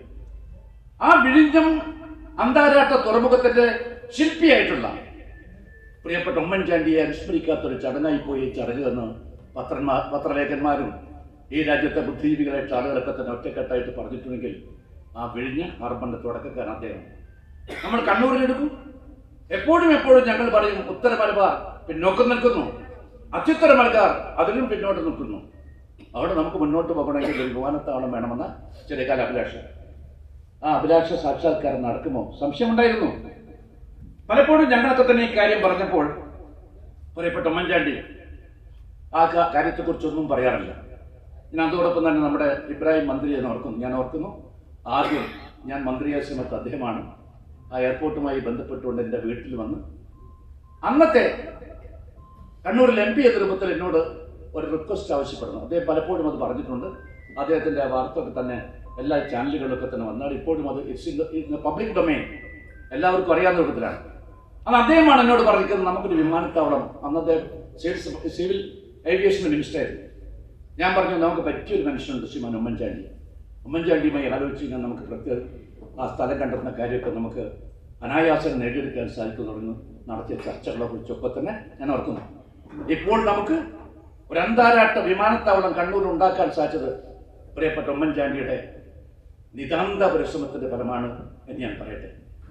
ആദ്യത്തെ പരീക്ഷണ പറക്കൽ ആ വിമാനം അവിടെ ഇറങ്ങിയ ദിവസം അന്നത്തെ ഒരു മന്ത്രി എന്ന രൂപത്തിൽ എന്നെയും ചടങ്ങിൽ സംബന്ധിക്കാൻ വേണ്ടി ക്ഷണിച്ച ഉമ്മൻചാണ്ടിയെ എനിക്ക് ഒരിക്കലും മറക്കാൻ സാധിക്കില്ല. അതുപോലെ തന്നെയാണ് ഇൻഫോ പാർക്ക്, സ്മാർട്ട് സിറ്റി, ഇതൊക്കെ പറഞ്ഞ് നമ്മുടെ കേരളം ആദ്യമായിട്ട് കണ്ട മെട്രോ റെയിൽ പ്രോജക്റ്റ് വിശ്വവിഖ്യാതനായിട്ടുള്ള റെയിൽവേ എഞ്ചിനീയർ ശ്രീമാൻ E. ശ്രീധരനെ വിളിച്ചുകൊണ്ട് ആ ശ്രീധരനുമായി ചർച്ച നടത്തിക്കൊണ്ടാണ് ആ മെട്രോ റെയിലിന് തുടക്കം കുറിച്ചത്. ഒരുപാട് പദ്ധതികൾ, ആ പദ്ധതികളൊക്കെ തുടങ്ങിയ കാലത്ത് ആ പദ്ധതികളെ ഒന്നൊന്നായി തുരങ്കം വെച്ച ആളുകളാണ് ഇന്ന് ആ പദ്ധതികളൊക്കെ തന്നെ പിതൃത്വം ഏറ്റെടുക്കാൻ അവർ മുന്നോട്ട് വന്നിട്ടെങ്കിൽ കേരളത്തിലെ ജനങ്ങൾക്ക് സത്യം തിരിച്ചറിയാൻ സാധിച്ചു എന്ന് മാത്രമാണ് എനിക്ക് പറയാനുള്ളത്. പിന്നെ ആരോഗ്യ മേഖലയെക്കുറിച്ച് ഞാൻ വീണ്ടും പറയാം. നമ്മുടെ ഓരോ ജില്ലയിലും ജനങ്ങൾക്ക് ഏറ്റവും മെച്ചപ്പെട്ട ആരോഗ്യ ശുശ്രൂഷ ലഭിക്കണം. അതിനെന്ത് വേണം? എല്ലാ അവിഹിതമായ നമ്മുടെ ജില്ലകളുമുണ്ട്. ആ ജില്ലകൾക്കൊക്കെ തന്നെ ഒരു മെഡിക്കൽ കോളേജ് വേണം. അങ്ങനെയാണ് കാസർഗോഡ് മെഡിക്കൽ കോളേജ് കിട്ടിയത്, അങ്ങനെയാണ് മലപ്പുറത്ത് മെഡിക്കൽ കോളേജ് കിട്ടിയത്, അങ്ങനെയാണ് വയനാട്ടിൽ മെഡിക്കൽ കോളേജ് കിട്ടിയത്. എവിടെയെല്ലാം ജനങ്ങൾ പിന്നോക്കം നിൽക്കുന്നു ആ പ്രദേശത്തൊക്കെ തന്നെ മെഡിക്കൽ കോളേജ് എന്ന സങ്കല്പം അത് നേടിയെടുക്കാൻ വേണ്ടി സാധിച്ച ശ്രീമാൻ ഉമ്മൻചാണ്ടിയെ കൊണ്ട് തന്നെയാണ് ഞാൻ പറയട്ടെ. നമ്മളിപ്പോൾ കൊട്ടിഘോഷിച്ചുകൊണ്ട് നാഷണൽ ഹൈവേയെ കുറിച്ച് പറയാറുണ്ട്. 40 വർഷക്കാലമായി സ്നേഹിതന്മാരെ ആ പ്രോജക്റ്റ് അങ്ങനെ കടലാസ കിടക്കിയ വീട്ടിലെ പശു അങ്ങോട്ടൊന്നും ചെയ്യാൻ പറ്റാത്തൊരു പുത്രമായിട്ടുണ്ടായിരുന്നു. ഉമ്മൻചാണ്ടി മുഖ്യമന്ത്രിയായ സമയത്താണ് ആ പ്രോജക്റ്റിന് ജീവൻ കൊടുക്കാൻ സാധിച്ചെന്ന കാര്യം നിങ്ങൾ ഓർക്കണം. 40 വർഷക്കാലം കാത്തിരുന്നു, സമ്മതിച്ചില്ല, ഭൂമി എടുക്കാൻ അനുവദിക്കില്ല, ഞങ്ങൾ തടസ്സം നിൽക്കുമെന്ന് പറഞ്ഞുകൊണ്ട് എന്തെല്ലാം വാദമുഖങ്ങളാണ് ഉന്നയിച്ചത്. ഇവിടെ മാറ്റം വേണ്ട എന്ന് ആഗ്രഹിക്കുന്ന ഒരുപാട് ആളുകളുണ്ടായിരുന്നു. അവർ ആ മാറ്റത്തിന് എതിരായിട്ട് നിന്ന ആ സന്ദർഭത്തിൽ ഇന്ന് കാണുന്ന ഈ നാഷണൽ ഹൈവേക്ക് ജീവൻ കൊടുത്തത് അദ്ദേഹമാണ്. എൻ്റെ ഓർമ്മ ഇപ്പോഴും നിറഞ്ഞെടുക്കുകയാണ്. എൻ്റെ സ്വന്തം നിയോജകമണ്ഡലമായ അന്നത്തെ വടകര, ആ വടകര തുടങ്ങുന്ന നമുക്കറിയാം, ധർമ്മടം മുതൽ അങ്ങ് എലത്തൂർ പടി വരെ നീണ്ടു കിടക്കുന്ന വലിയ ഒരു നിയോജകമണ്ഡലമാണ് ഈ നിയോജകം. ആ നിയോജകമണ്ഡലത്തിൽ കൂടിയാണ് ഈ റോഡ് പോകുന്നത്. ആ റോഡ് പോകുമ്പോൾ അവിടെയും തടസ്സമുണ്ടായി. അവിടെ ഈ പറയുന്ന വികസന വിരോധികളായിട്ടുള്ള ആളുകൾ മാത്രമല്ല, അവിടെ ചില തീവ്രവാദ സംഘടനകളൊക്കെ രംഗത്ത് വന്നുകൊണ്ട് അവിടെ ജനങ്ങളോട് സഹകരിക്കാൻ പാടില്ല എന്ന് പറഞ്ഞുകൊണ്ട് സമരം നടത്തിയ സമയമായിരുന്നു. അവസാനം എന്നുണ്ടായി? ഞാൻ രണ്ടാമത് വടകരയിൽ നിന്ന് ലോകസഭയിലേക്ക് മത്സരിക്കുന്നതിന് തൊട്ട് മുമ്പ് അവിടെ ആളുകൾക്ക് തന്നെ സമരസജ്ജരായിക്കൊണ്ട് സമരോത്സുകരായിക്കൊണ്ട് എൻ്റെ വീട്ടുപടിക്കൽ നിന്ന് സത്യാഗ്രഹം നടത്തിയത് ഞാൻ ഇപ്പോൾ ഓർക്കുന്നു. ഈ മനുഷ്യനാണ് ഇതിൽ ഉത്തരവാദി, അല്ലെങ്കിൽ ഈ ഒരു അക്യൂസേഷൻ ഉണ്ടാകില്ല എന്ന് പറഞ്ഞുകൊണ്ട് എത്രയോ 40 വർഷങ്ങൾക്ക് മുമ്പ് തുടങ്ങിയ ഈ പ്രോജക്റ്റിന്റെ ഉത്തരവാദി ഞാനാണെന്ന് പറഞ്ഞുകൊണ്ട് എന്നെ അന്ന് പ്രതിക്കൂട്ടിൽ നിർത്തുന്ന ഒരു സംഭവവികാസം ഉമ്മൻചാണ്ടി അറിയിക്കണ്ടേ. അദ്ദേഹം പറഞ്ഞ ഭയപ്പെടണ്ട, തീർച്ചയായിട്ടും അവർക്ക് സമാശ്വാസം കൊടുക്കും. അവർക്ക് എന്താണോ നഷ്ടപരിഹാരം വേണ്ടത്, ഏറ്റവും മെച്ചപ്പെട്ട നമ്മുടെ കേരള സംസ്ഥാനത്ത് ഒരിടത്തും കൊടുക്കാത്ത പാക്കേജ് ഈ പ്രദേശത്ത് ആൾക്ക് കൊടുക്കാമെന്ന കാര്യം താൻ വാക്ക് കൊടുക്കൂ എന്നോട് പറയുകയും അന്നത്തെ ചീഫ് സെക്രട്ടറി ആയിരുന്ന പഠനക്കാരൻ ഭരത്ഭൂഷണുമായിട്ട് നീ സംസാരിക്കും, ഭരത്ഭൂഷൺ നീയും തീരുമാനിച്ചോ, നിങ്ങൾ തീരുമാനിച്ച സംഖ്യ, ആ സംഖ്യ നാട്ടുകാർക്ക് കൊടുക്കാൻ ഞാൻ തയ്യാറാണ് എന്ന് എന്നോട് പറഞ്ഞ അവിടെ വന്നിരിക്കുന്ന പ്രക്ഷോഭക്കാരെ മുഴുവൻ എൻ്റെ ഫോൺ വെച്ചുകൊണ്ട് ലൗഡറായിട്ട് അത് ഞാൻ കേൾപ്പിച്ച സന്ദർഭം ഞാൻ ഈ അവസരത്തിൽ ഓർക്കുകയാണ്. അതാണ് ഉമ്മൻചാണ്ടി. ഒരു തീരുമാനം എടുക്കണമെന്ന് വെച്ചാൽ തീരുമാനം അദ്ദേഹം എടുക്കും, നടപ്പാക്കണം എന്ന് പറഞ്ഞാൽ കൃത്യമായിട്ട് നടപ്പാക്കും. അത്തരം ഒരു ചുമതലാ ബോധമുള്ള എത്ര ഭരണാധികാരികൾ നമുക്കുണ്ട്. നമ്മളൊക്കെ തന്നെ ചിന്തിക്കണമേ എന്ന് ഞാൻ അപേക്ഷിക്കുകയാണ്. അതുകൊണ്ട് നാദാപുരം നമുക്കെല്ലാം തന്നെ അറിയാം, സാമുദായിക സംഘർഷമുണ്ടായ കാലം. അങ്ങനെയൊന്നും സംഘർഷം നമ്മുടെ മലബാറിൽ ഉണ്ടാകാറില്ല, സാമുദായിക കലഹങ്ങളൊക്കെ തന്നെ. പക്ഷെ നാദാപുരത്ത് ഒരിക്കലും സംഭവിക്കാൻ പാടില്ലാത്ത സാമുദായിക സംഘർഷമുണ്ടായ സമയം ഒരുപാട് വീടുകൾ അഗ്നിക്കിരയാക്കി, ഒരുപാട് വീടുകൾ തച്ചു തകർത്തു, ഒരുപാട് ആളുകൾക്ക് പീഡനമേൽക്കേണ്ടി വന്നു. ആ സമയത്ത് മുഖ്യമന്ത്രിയെ ഉമ്മൻചാണ്ടി ഓടിയെത്തുന്നു. ഉമ്മൻചാണ്ടി ഓടിയെത്തുന്നു മാത്രമല്ല, അന്നത്തെ മന്ത്രിയായിട്ടുള്ള ഞാൻ അപ്പോൾ തന്നെ ഡൽഹിയിൽ നിന്ന് എത്തുകയുണ്ടായി. അതുപോലെ തന്നെ നമ്മുടെ കോഴിക്കോട് ജില്ലക്കാരനായിട്ടുള്ള ഡോക്ടർ മുനീർ, അദ്ദേഹം മന്ത്രിയായിരുന്നു, അദ്ദേഹം എത്തുകയുണ്ടായി. ഞങ്ങളവിടെ ക്യാമ്പ് ചെയ്തു. അവിടെ സമാധാനം സ്ഥാപിക്കേണ്ടത് അനിവാര്യമാണ്.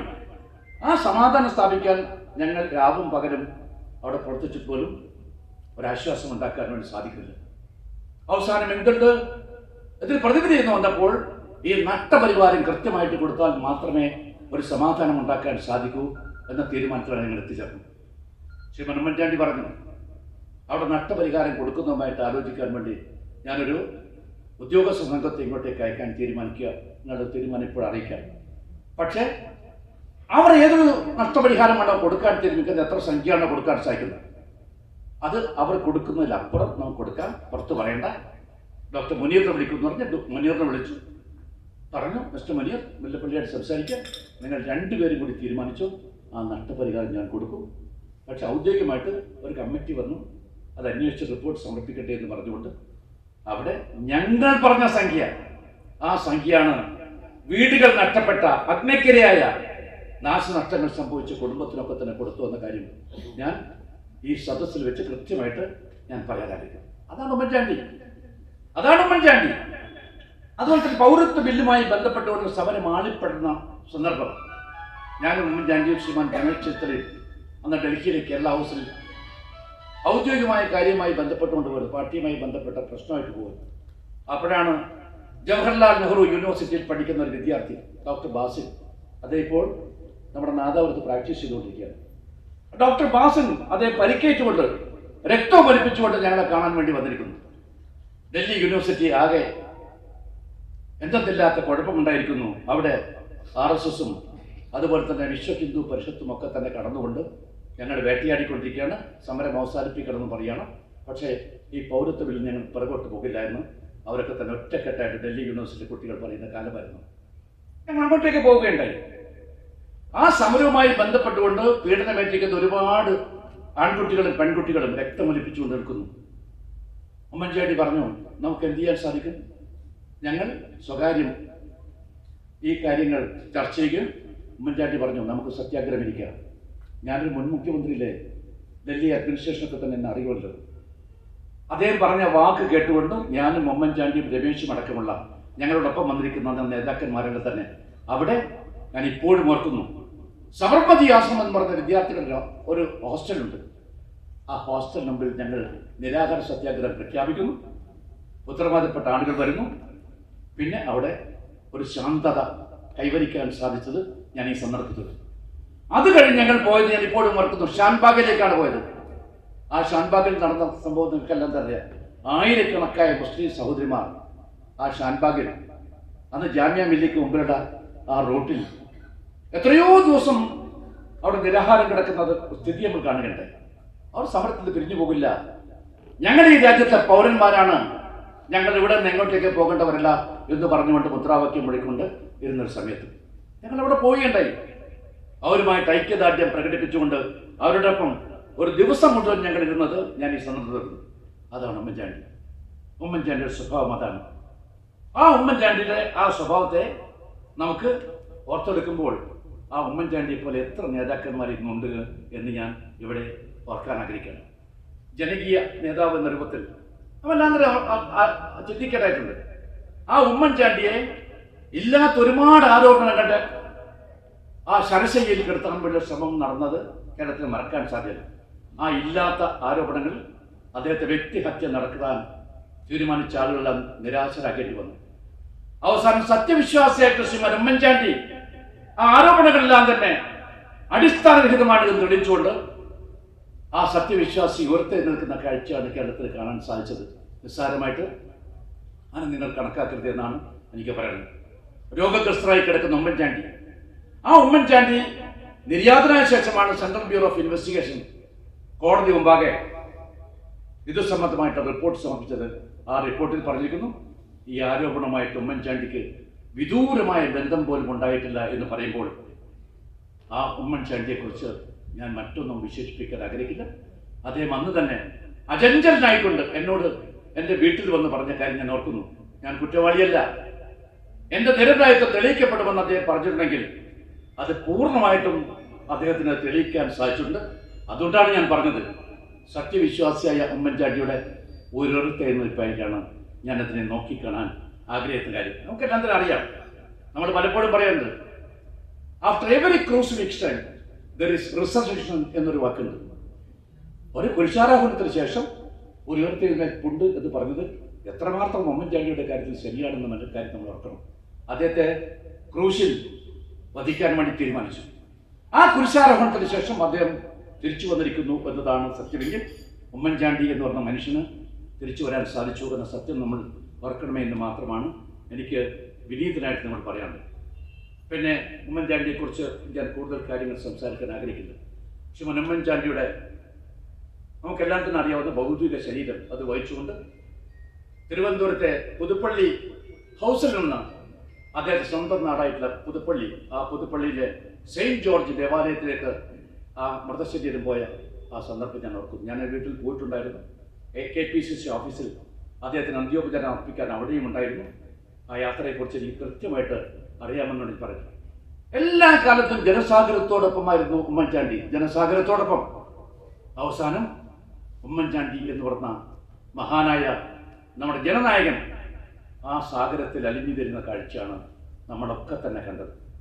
വഴിനീളെ ഇവിടെ അധ്യക്ഷൻ സൂചിപ്പിച്ച പോലെ തന്നെ ആയിരങ്ങൾ പതിനായിരങ്ങൾ നെഞ്ചത്തടിച്ചുകൊണ്ട് നിലവിളിച്ചുകൊണ്ട് തങ്ങളുടെ പ്രിയപ്പെട്ട ഞങ്ങളുടെ രക്ഷകരിത എന്നേക്കുമായി ഞങ്ങളിൽ നിന്ന് അകന്നു പോകുന്നു എന്ന് പറഞ്ഞുകൊണ്ട് അവർ ആർത്തളിച്ച ആ രംഗം നിങ്ങൾ ഓർക്കണമേ എന്ന് ഞാൻ ഈ സന്ദർഭത്തിൽ പറയുന്നു. ഇതുവരെ കേരളത്തിൽ ഇതുപോലൊരു വിലാപയാത്ര കണ്ടിട്ടില്ല. ഇനിയും ഒരു വിലാപയാത്ര ഇങ്ങനെ കാണുമോ എന്ന കാര്യത്തെക്കുറിച്ച് എനിക്ക് പറയാൻ കഴിയില്ല. അത്രയേറെ ജനമനസ്സുകളിൽ ആഴത്തിറങ്ങിയ വ്യക്തിത്വമാണ് ശ്രീമാൻ ഉമ്മൻചാണ്ടി. അതേ ഉയരങ്ങളിലെത്തിയത് കഠിനാധ്വാനം കൊണ്ടാണ്, നിരന്തരമായ പരിശ്രമം കൊണ്ടാണ് എന്ന സത്യം നമ്മൾക്ക് മനസ്സിലാക്കാൻ സാധിക്കുമെങ്കിൽ ആ ഉമ്മൻചാണ്ടി അതേ മുഖ്യമന്ത്രി പദത്തിലിരുന്ന ആ കാലത്ത് ഞാൻ ഈ രാജസിംഹാസനത്തിൽ ഇരിക്കാൻ വന്നവനല്ല, എൻ്റെ ഇടം ജനങ്ങൾക്കിടയിലാണെന്ന് മനസ്സിലായിക്കൊണ്ട് ആ രാജസിംഹാസനത്തിൽ ഇറങ്ങിയിട്ട് സാധാരണക്കാരൻ്റെ മനസ്സുകളിലേക്ക് ഇടം തേടാൻ വേണ്ടി പോയിട്ടൊരു മനുഷ്യനാണ് എനിക്ക് പറയാനുള്ളത്. സാധാരണക്കാരുടെ ഹൃദയങ്ങളിലാണ് അദ്ദേഹം ജീവിച്ചത്. ഞാൻ അദ്ദേഹത്തിന് കണ്ണൂരിൽ വെച്ച് കല്ലേറ് കെട്ടിയ സമയം ഞാൻ ഓർക്കുന്നു. ആ കല്ലേറ് കെട്ടിയ സമയത്ത് ഞാനും ശ്രീമാൻ KC ജോസഫ് MLA അദ്ദേഹത്തെ ആശുപത്രിയിൽ കാണാൻ വേണ്ടി പോവുകയുണ്ടായി. പ്രിയപ്പെട്ട ഉമ്മൻചാണ്ടി ആ സമയത്ത് ശാന്തനായിരുന്നു, അക്ഷോഭ്യനായിരുന്നു. ആ ഉമ്മൻചാണ്ടിയെ ഇപ്പോൾ ഞാൻ ഓർക്കുമ്പോൾ എൻ്റെ മനസ്സിൽ ഒരുപാട് ഓർമ്മകളുണ്ട്.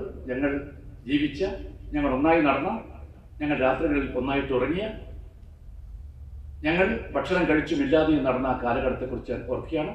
പ്രിയപ്പെട്ട ഉമ്മൻചാണ്ടിക്ക് പകരം ഉമ്മൻചാണ്ടി അല്ലാതെ മറ്റൊരാളെ എനിക്ക് അനുസ്മരിക്കാനില്ല എന്ന് മാത്രം പറഞ്ഞുകൊണ്ട് ഈ വികാരപൂർണമായ ഈ ഒരു ചടങ്ങിൽ സംബന്ധിക്കാൻ എൻ്റെ ഏറ്റവും പ്രിയപ്പെട്ട സ്നേഹിതന്മാരെ ഒരാളായിട്ട് അദ്ദേഹത്തെ ഒരു കാര്യം കൂടി ഞാൻ പറയട്ടെ.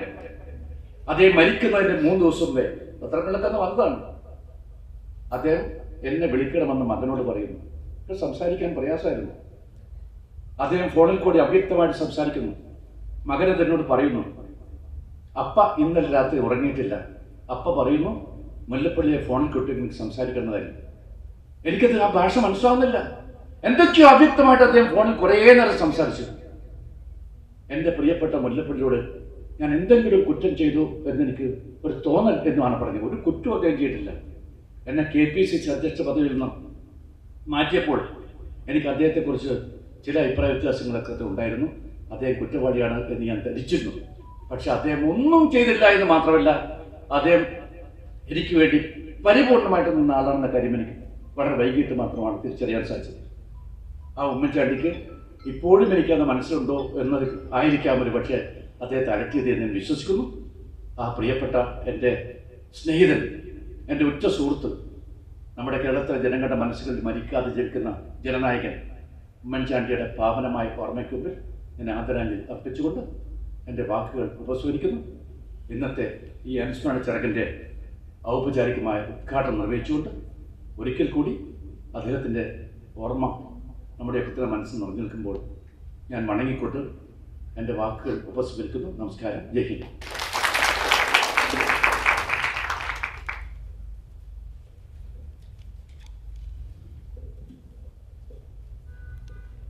നമ്മയെല്ലാം പ്രിയകരനായ മുൻ KPCC അധ്യക്ഷൻ ശ്രീ മുല്ലപ്പള്ളി രാമചന്ദ്രൻ, ശ്രീ മുല്ലപ്പള്ളിയുടെയും എൻ്റെയും വളരെ വർഷങ്ങൾക്ക് ശേഷമുള്ള ഒരു ഒന്നിച്ച് ചേരലാണ് ഇപ്പോൾ ഇവിടെ നടന്നത്. ഒരാള് അഭിസംബോധന ചെയ്തത് മുൻ KPCC പ്രസിഡന്റ് ആണെങ്കിൽ എന്നെ അഭിസംബോധന ചെയ്തത് മുൻ KPCC എക്സിക്യൂട്ടീവ് ആണ്.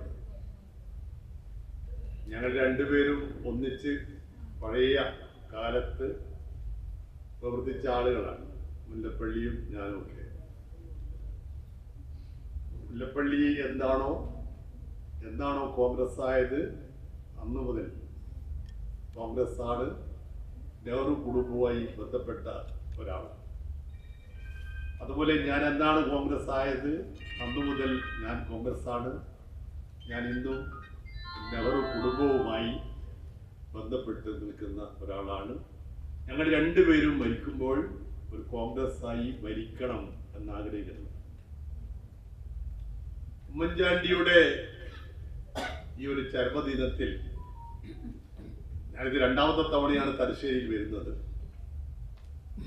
രാവിലെ തലശ്ശേരിയിലെ കുറച്ച് കുട്ടികൾ, ഉമ്മൻചാണ്ടിയോട് സ്നേഹമുള്ള കുട്ടികൾ, തലശ്ശേരി ബ്ലഡ് ബാങ്കിൽ വെച്ചിട്ട് രക്തം ദാനം ചെയ്യുന്ന ഒരു ചടങ്ങുണ്ടായിരുന്നു. അതിൽ സംബന്ധിക്കാൻ, അതിൽ ഉദ്ഘാടനം ചെയ്യാനുള്ള ഒരു ഭാഗ്യവും എനിക്ക് ലഭിച്ചു. എൻ്റെ നാട്ടിലും 2 പരിപാടികളിലുണ്ടായി. ഞാൻ ഉമ്മൻചാണ്ടിയെ കുറിച്ച് ഞാൻ എന്താണ് പറയേണ്ടത്, എന്താണ് അനുസ്മരിക്കേണ്ടത് എന്ന് എനിക്ക് എവിടെ തുടങ്ങണം, എവിടെ അവസാനിക്കണം എന്നൊന്നും എനിക്കറിയില്ല. ഒരു നിശ്ചയമില്ല. ഇവിടെ ശ്രീ മുല്ലപ്പള്ളി വളരെ നല്ല നിലയിൽ അത് അവതരിപ്പിച്ച് കഴിഞ്ഞു. ഇനി ഞാനതിൽ കൂടി എന്ത് പറഞ്ഞാൽ അത് അശുദ്ധമായി പോകുമെന്ന് എനിക്ക് തോന്നുന്നു. എനിക്ക് ഒരു ഓർമ്മയുണ്ട്, എൻ്റെ ഒരു ഓർമ്മ. ഞാൻ 59-ാമത്തെ വർഷമാണ് കോൺഗ്രസ് പ്രവർത്തിക്കാൻ തുടങ്ങിയത്. ആദ്യമായിട്ടാണ് എനിക്ക് ഒരു നിയമസഭയിലേക്ക് മത്സരിക്കാനുള്ള ഒരു അവസരം ധർമ്മടം നിയോജകമണ്ഡലത്തിൽ കിട്ടിയത്. എൻ്റെ പേര് എല്ലാവരും സജസ്റ്റ് ചെയ്തപ്പോൾ പെട്ടെന്ന് എൻ്റെ പേര് മാറി. എൻ്റെ കൂടെ ബ്രണ്ണൻ കോളേജിൽ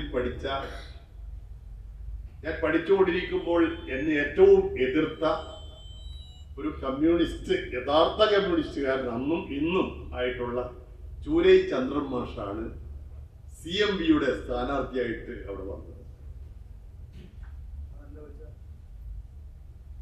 എനിക്ക് വളരെയധികം സങ്കടമായിരുന്നു. ഞാൻ ശ്രീ ഉമ്മൻചാണ്ടി സാറിനെ വിളിച്ചു. അദ്ദേഹം വളരെ സങ്കടത്തോടു കൂടിയാണ് എന്നോട് കാര്യങ്ങൾ പറഞ്ഞത്. പക്ഷെ ഒരു കാര്യം ഞാൻ തീരുമാനിച്ചു, ഞാൻ തന്നെ ആയിരിക്കും അവിടെ സ്ഥാനാർത്ഥി. ഞാൻ കളക്ടറേറ്റിൽ പോയി ഞാൻ സ്ഥാനാർത്ഥിയുടെ നോമിനേഷൻ പേപ്പറൊക്കെ വാങ്ങി ഞാനെല്ലാം പൂരിപ്പിച്ചു. എനിക്ക് ഒരുപാട് പൂരിപ്പിക്കാനുണ്ട്. ജയിലിൽ പോയതിൻ്റെ കഥകൾ എഴുതണം, സ്വത്തിൻ്റെതും, ആസ്പത്രി, സ്കൂളിൽ, കോളേജ്, ഇതിൻ്റെ എല്ലാം എഴുതണം. എല്ലാം എഴുതി. ഓരോ ദിവസവും കഴിഞ്ഞു. നോമിനേഷൻ കൊടുക്കേണ്ട ദിവസം തലേ ദിവസമാണ്. രാത്രി 12 മണിയായപ്പോൾ ഞാൻ എൻ്റെ സുഹൃത്തിനെ വിളിച്ചു ചോദിച്ചു, ഒരു റോഡ് വഴി തടഞ്ഞ ഒരു കേസുണ്ട്, അതിൻ്റെ നമ്പർ നിനക്ക് ഓർമ്മയുണ്ടോ? അപ്പം എന്നോട് ആ സുഹൃത്തി ചോദിച്ചു, എന്തിനാണ്? ഞാൻ പറഞ്ഞ നോമിനേഷൻ കൊടുക്കാൻ. അപ്പോൾ ഈ സ്ഥാനാർത്ഥിയായി എന്ന് പറഞ്ഞിട്ട് അവസാനം വട്ടായിപ്പോയോ എന്നോട് ചോദിച്ചു. എൻ്റെ ഭാര്യ പറഞ്ഞത്, എനിക്കും അങ്ങനെയാ തോന്നുന്നത്. പക്ഷേ ഞാൻ നോമിനേഷൻ പേപ്പറെല്ലാം പൂരിപ്പിച്ച് വെച്ചു. സ്ഥാനാർത്ഥി ചൂരൈ ചന്ദ്രൻ മാഷാണ്.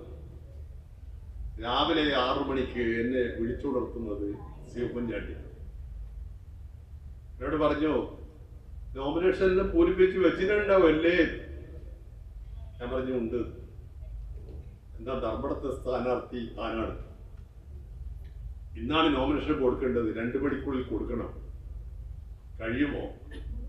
ഞാൻ പറഞ്ഞു, കഴിയും, പക്ഷെ ചിഹ്നം കിട്ടുമോ? ഞാനാണ്, ഉമ്മൻചാണ്ടിയാണ് പറയുന്നത്, ഞാനൊരു ഹെലികോപ്റ്ററിൽ അത് നിനക്ക് എത്തിച്ചു തരും.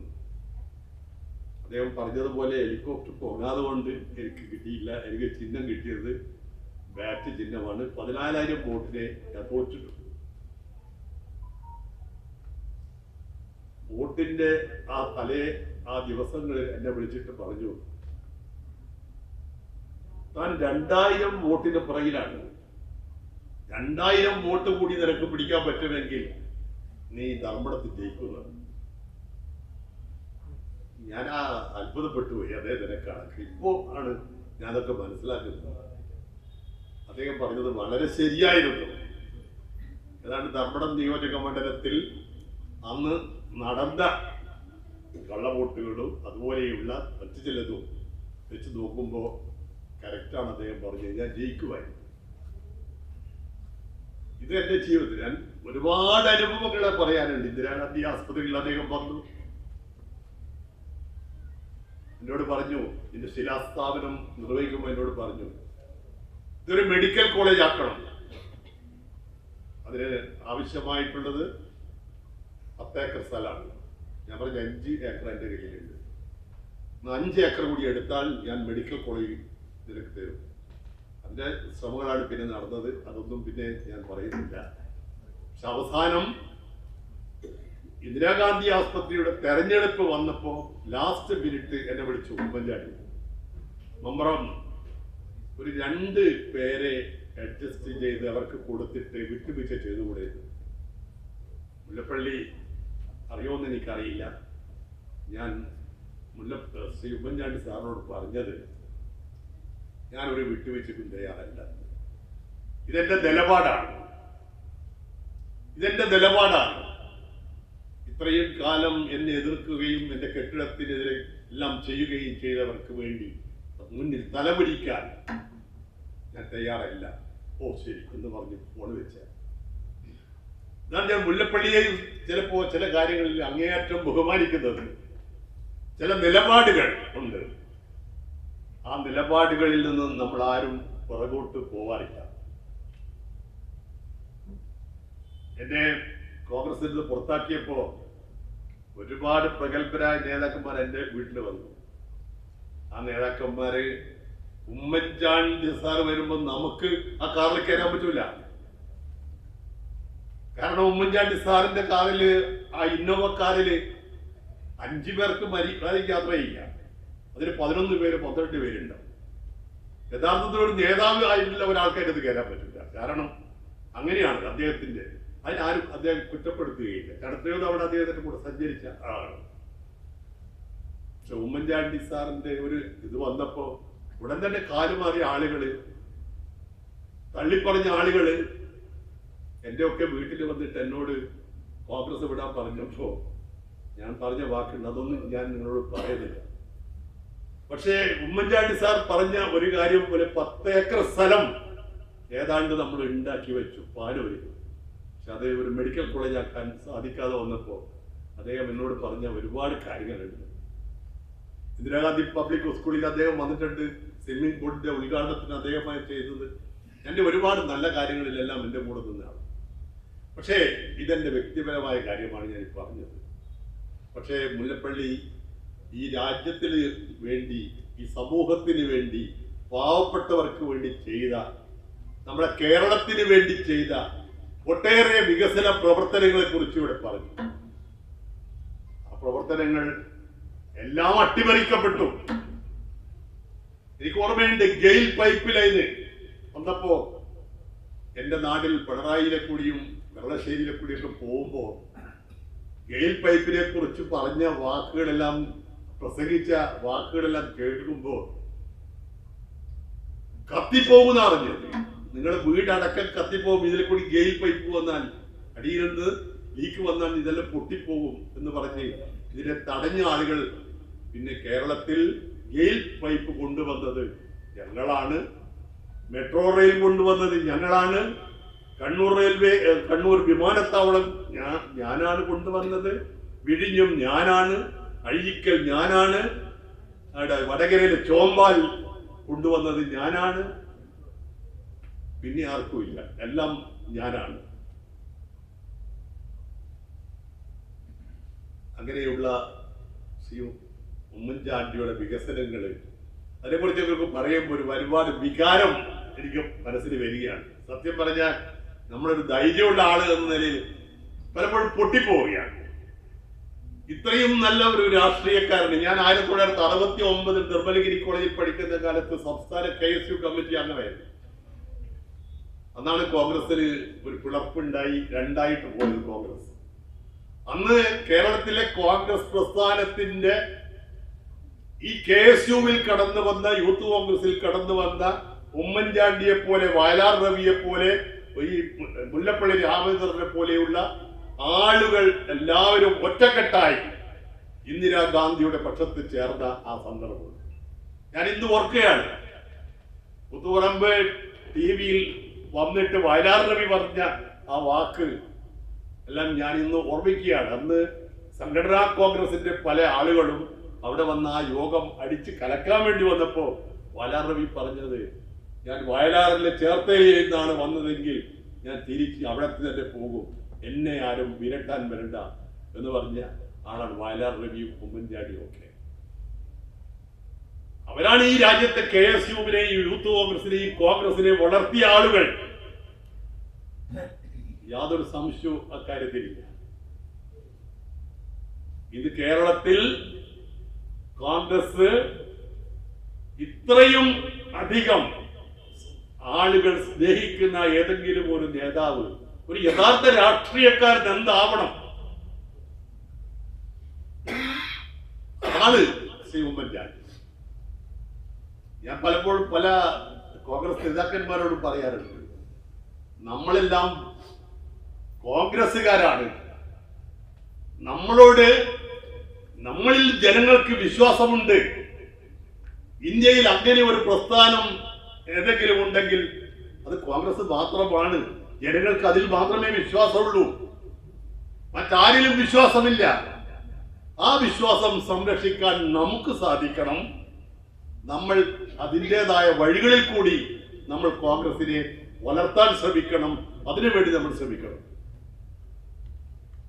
പക്ഷെ എന്തായാലും ഇന്ന് എനിക്കൊരാശ്വാസം തോന്നുന്നത്, ഞാൻ തുറന്നു പറയുകയാണ്, ഈ പ്രസ്ഥാനത്തെ രക്ഷിക്കാൻ ഒരു ദൈവദൂതത്തിനെ പോലെ ശ്രീ രാഹുൽ ഗാന്ധി മുന്നോട്ട് വന്ന ഒരു ചെറുപ്പക്കാരൻ, ഞാൻ ഇന്ത്യയിൽ കണ്ട ഒരു ചെറുപ്പക്കാരൻ ഇത്രമാത്രം ഇന്ത്യൻ നാഷണൽ കോൺഗ്രസിനെ ഇത്രമാത്രം കൈയൊക്കെ പിടിച്ച് മുന്നോട്ട് കയറ്റിയ, ജനങ്ങൾക്ക് പ്രതീക്ഷ നൽകിയ മറ്റൊരു രാഷ്ട്രീയ നേതാവിനെ ഞാൻ കണ്ടിട്ടില്ല. മഹാത്മാഗാന്ധിയും രാഹുൽ ഗാന്ധിയും അതുപോലെ ശ്രീ ഉമ്മൻചാണ്ടിയും ശ്രീ മുല്ലപ്പള്ളിയും ഇവരൊക്കെ കാണിക്കുന്ന ഈ പാർട്ടിയോടുള്ള ആ കൂറ്, എല്ലാവരും അതുപോലെ ആയിരുന്നെങ്കിൽ നമുക്ക് ഈ രാജ്യത്തിന് പിന്നെ എന്താണ് വേണ്ടത്? ഞാൻ കൂടുതലൊന്നും പറയുന്നില്ല. ഉമ്മൻചാണ്ടി ഇന്ന് മരിച്ചെങ്കിൽ ഇല്ല, അദ്ദേഹം മരിക്കുന്നില്ല, അദ്ദേഹം ജീവിക്കുന്നു. ഇന്നും എന്നും ജീവിക്കും. ഇതിൽ കൂടി, മുല്ലപ്പള്ളിയിൽ കൂടി, ഇവിടെ സന്നിഹിതരായിട്ടുള്ള നിങ്ങൾ ഓരോരുത്തരിൽ കൂടിയും ശ്രീ ഉമ്മൻചാണ്ടി ജീവിച്ചുകൊണ്ടേയിരിക്കും. ഇന്ന് അദ്ദേഹം ഒരു ദൈവതുല്യനായി പുതുപ്പള്ളിയിൽ നേരത്തെ സൂചിപ്പിച്ചതുപോലെ 52 കൊല്ലം ജനങ്ങൾ അദ്ദേഹത്തെ നെഞ്ചിലേറ്റിയെങ്കിൽ ഇനിയും നൂറ്റാണ്ടുകൾ അദ്ദേഹത്തിന്റെ ഓർമ്മകൾ ഒരിക്കലും വിസ്മൃതിയിൽ പോകാത്ത വിധത്തിൽ അത് സംരക്ഷിച്ച് നിർത്താൻ അദ്ദേഹത്തിനെ ഒരു ദൈവത്തിന്റെ അവതാരമായി പോലും കാണുന്ന ആളുകളാണ് പുതുപ്പള്ളിയിലുള്ളത്. ഇതുപോലെ കേരള ജനതയെ നെഞ്ചിലേറ്റിയ ഒരു കോൺഗ്രസ് നേതാവ്, ഒരു മുഖ്യമന്ത്രി നമുക്കുണ്ടായിട്ടില്ല. അത് കൂടുതലൊന്നും അതിന് നാം പോകേണ്ട ആവശ്യമില്ല. പരിശോധിക്കാൻ ഈ 2 മുഖ്യമന്ത്രിമാരെയും എടുത്തു നിർത്തി ഒരു തുലാസിലിട്ട് നോക്കിയാൽ മതി. മനസ്സിന്റെ തുലാസിലിട്ട് നോക്കിയാൽ ഒന്ന് ഉമ്മൻചാണ്ടിയെയും ഒന്ന് ഇന്നത്തെ കേരളത്തിന്റെ മുഖ്യമന്ത്രിയെയും എടുത്തു നോക്കിയാൽ തന്നെ നമുക്ക് മനസ്സിലാവും ആരാണ് ജനങ്ങളുടെ ദാസൻ എന്ന്. ജനങ്ങളുടെ ദാസൻ ആരാണ്? ജനാധിപത്യത്തിന്റെ കാവൽക്കാരൻ ആരാണ്? മതേതരത്വത്തിന്റെ കാവൽക്കാരൻ ആരാണ് എന്ന് മനസ്സിലാവണമെങ്കിൽ നമ്മുടെ മനസ്സിന്റെ അകത്തളത്തിൽ നമ്മൾ ഒരു താരതമ്യ പഠനം നടത്തിയാൽ മാത്രം മതി. കണ്ണൂരിൽ ഞാനൊക്കെ ഓർമ്മയുണ്ട്. എനിക്ക് തലശ്ശേരിയിൽ നിന്ന് ഞങ്ങൾ പുറപ്പെട്ടതാണ് കണ്ണൂരിലേക്ക്. അദ്ദേഹത്തിന് പിന്നീട് കിട്ടിയപ്പോ അദ്ദേഹം ഒന്നും പറഞ്ഞില്ല. എറിഞ്ഞ ആള് COT നസീർ അദ്ദേഹത്തിന്റെ വീട്ടിൽ പോയി കാല് പിടിച്ചു പറഞ്ഞു. അദ്ദേഹത്തിനോട് മാപ്പ് അപേക്ഷിച്ചു. അദ്ദേഹം പറഞ്ഞു സാരമില്ല, കേസ് വേണ്ട എന്ന് പറഞ്ഞു. അതുപോലെ ഇന്ന് ഉമ്മൻചാണ്ടിയുടെ 1ാം ചരമ വാർഷിക ദിനത്തിൽ ആ കല്ലറക്ക് മുമ്പിൽ പോയി കുറ്റസമ്മതം പറഞ്ഞ മഹാനായ കോടിയേരി ബാലകൃഷ്ണന്റെ മകൻ ബിനീഷ് കോടിയേരി ഇന്ന് പോയി എന്ന് പറയുമ്പോൾ നിങ്ങൾ മനസ്സിലാക്കുക ഉമ്മൻചാണ്ടി ആരായിരുന്നു എന്ന് ഇന്നത്തെക്കാളും നാളെ ഒരു പക്ഷേ കമ്മ്യൂണിസ്റ്റ് പാർട്ടിയിലെ ആളുകൾ പോലും പരസ്യമായി പറയുന്ന ഒരു രാഷ്ട്രീയ സാഹചര്യം ഉണ്ടായേക്കും എന്ന കാര്യത്തിൽ യാതൊരു സംശയവുമില്ല. ശ്രീ ഉമ്മൻചാണ്ടിയുടെ ആത്മാവിന് നിത്യശാന്തി ലഭിക്കട്ടെ എന്ന് മാത്രം ആത്മാർത്ഥമായി പറഞ്ഞുകൊണ്ട് ഞാൻ എന്റെ ഈ വാക്കുകൾ ഉപസംഹരിക്കുന്നു. നിങ്ങൾക്ക് എന്റെ അഭിവാദ്യങ്ങൾ. ജയ് ഹിന്ദ്.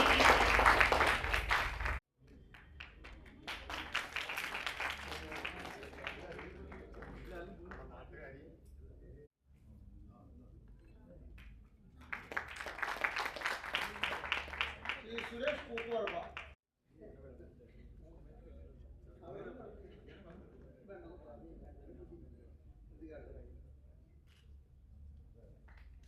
ശ്രീ ദിലീപ് കുമാർ അവസാനം അദ്ദേഹം എഴുതിയ പുസ്തകം കിളവനും ഗുഹയും ആ പ്രകാശന കർമ്മത്തിൽ പങ്കെടുത്ത ഒരാളാണ്. അല്ല സോറി ശ്രീ ലത്തീഫ്.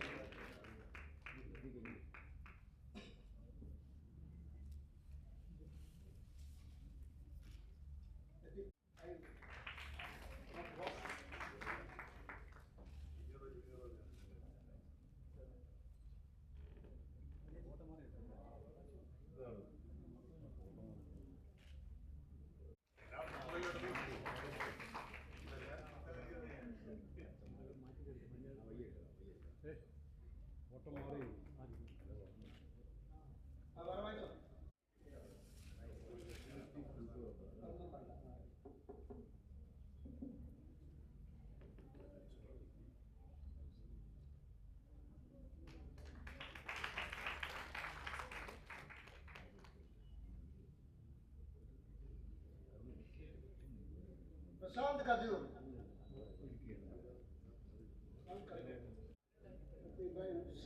श्री बाई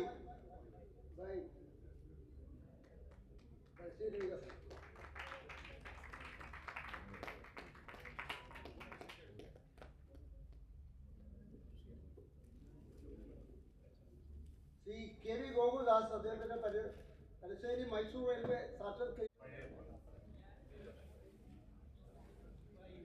പ്രശാന്ത് പട്ടേൽ നമ്മുടെ മുൻ ബ്ലോക്ക് കോൺഗ്രസ് പ്രസിഡന്റിന്റെ മകനും അടുത്ത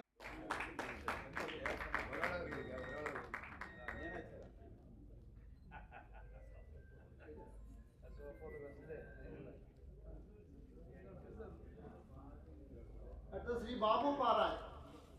അദ്ദേഹത്തിന് നമ്മൾ പറയേണ്ടതില്ല. പാവങ്ങൾക്ക് വേണ്ടി ഇന്നും നിലകൊള്ളുന്ന ഒരുപാട് ആളുകൾക്ക്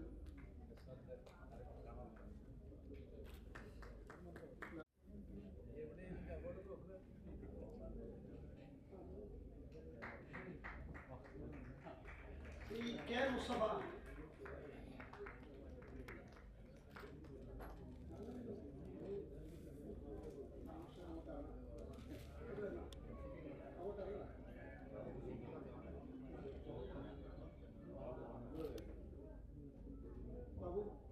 ജയിൽവാസം അനുഷ്ഠിച്ചിട്ടുണ്ട്.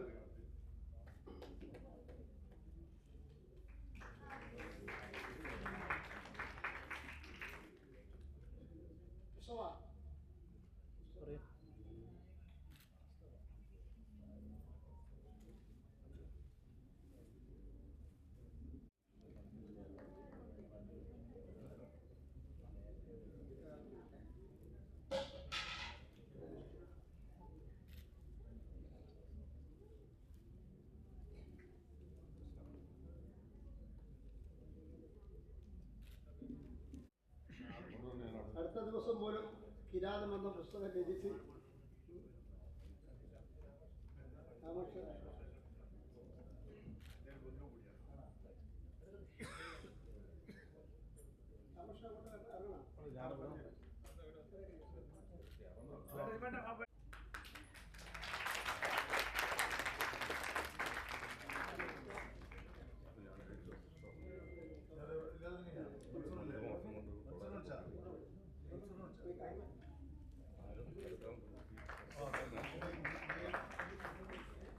ശ്രീ മൻസൂർ മട്ടാമ്പ്ര.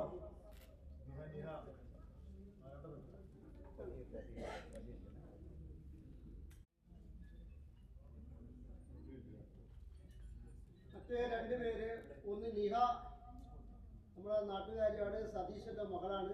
MBBS പാസ്സായ കുട്ടിയാണ്. ഗവൺമെൻറ് മെഡിക്കൽ കോളേജ് കോയമ്പത്തൂരിൽ നിന്ന് MBBS പാസ്സായ നിഹ.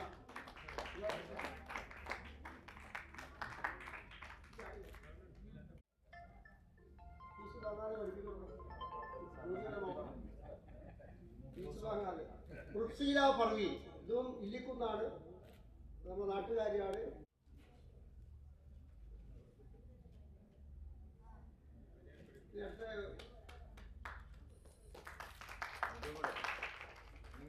വിദ്യാർത്ഥികളാണ്, SSLC പാസ്സായ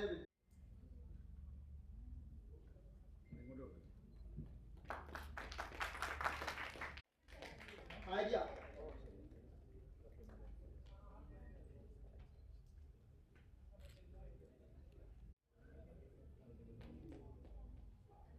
Nima Yasmin. Nima Yasmin.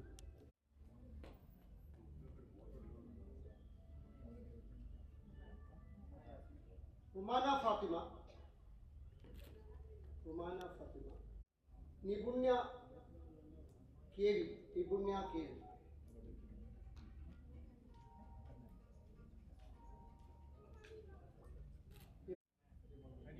Aneena. Aneena.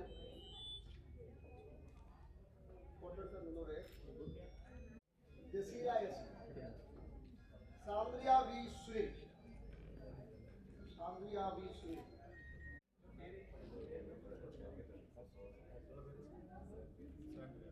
Sandria V Sunil. Sandriya V Sunil. Higher secondary +2.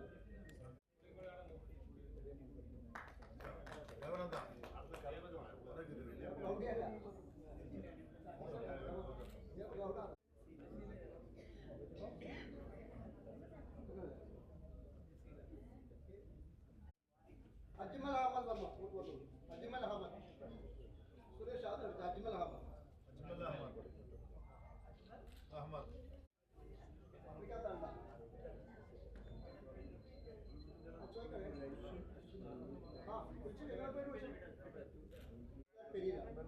Fidel Peter പെരീര.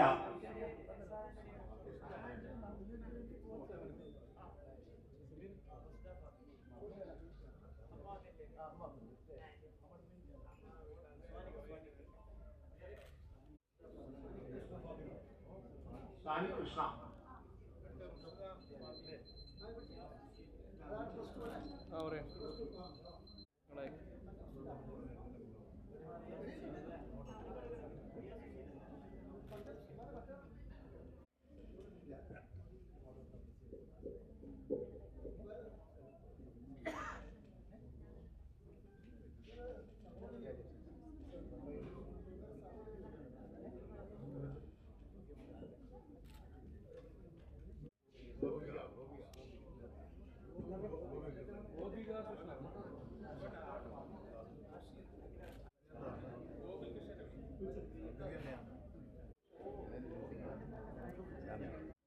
അതുപോലെ Aslin Grand Benny. Aslin Grand Benny.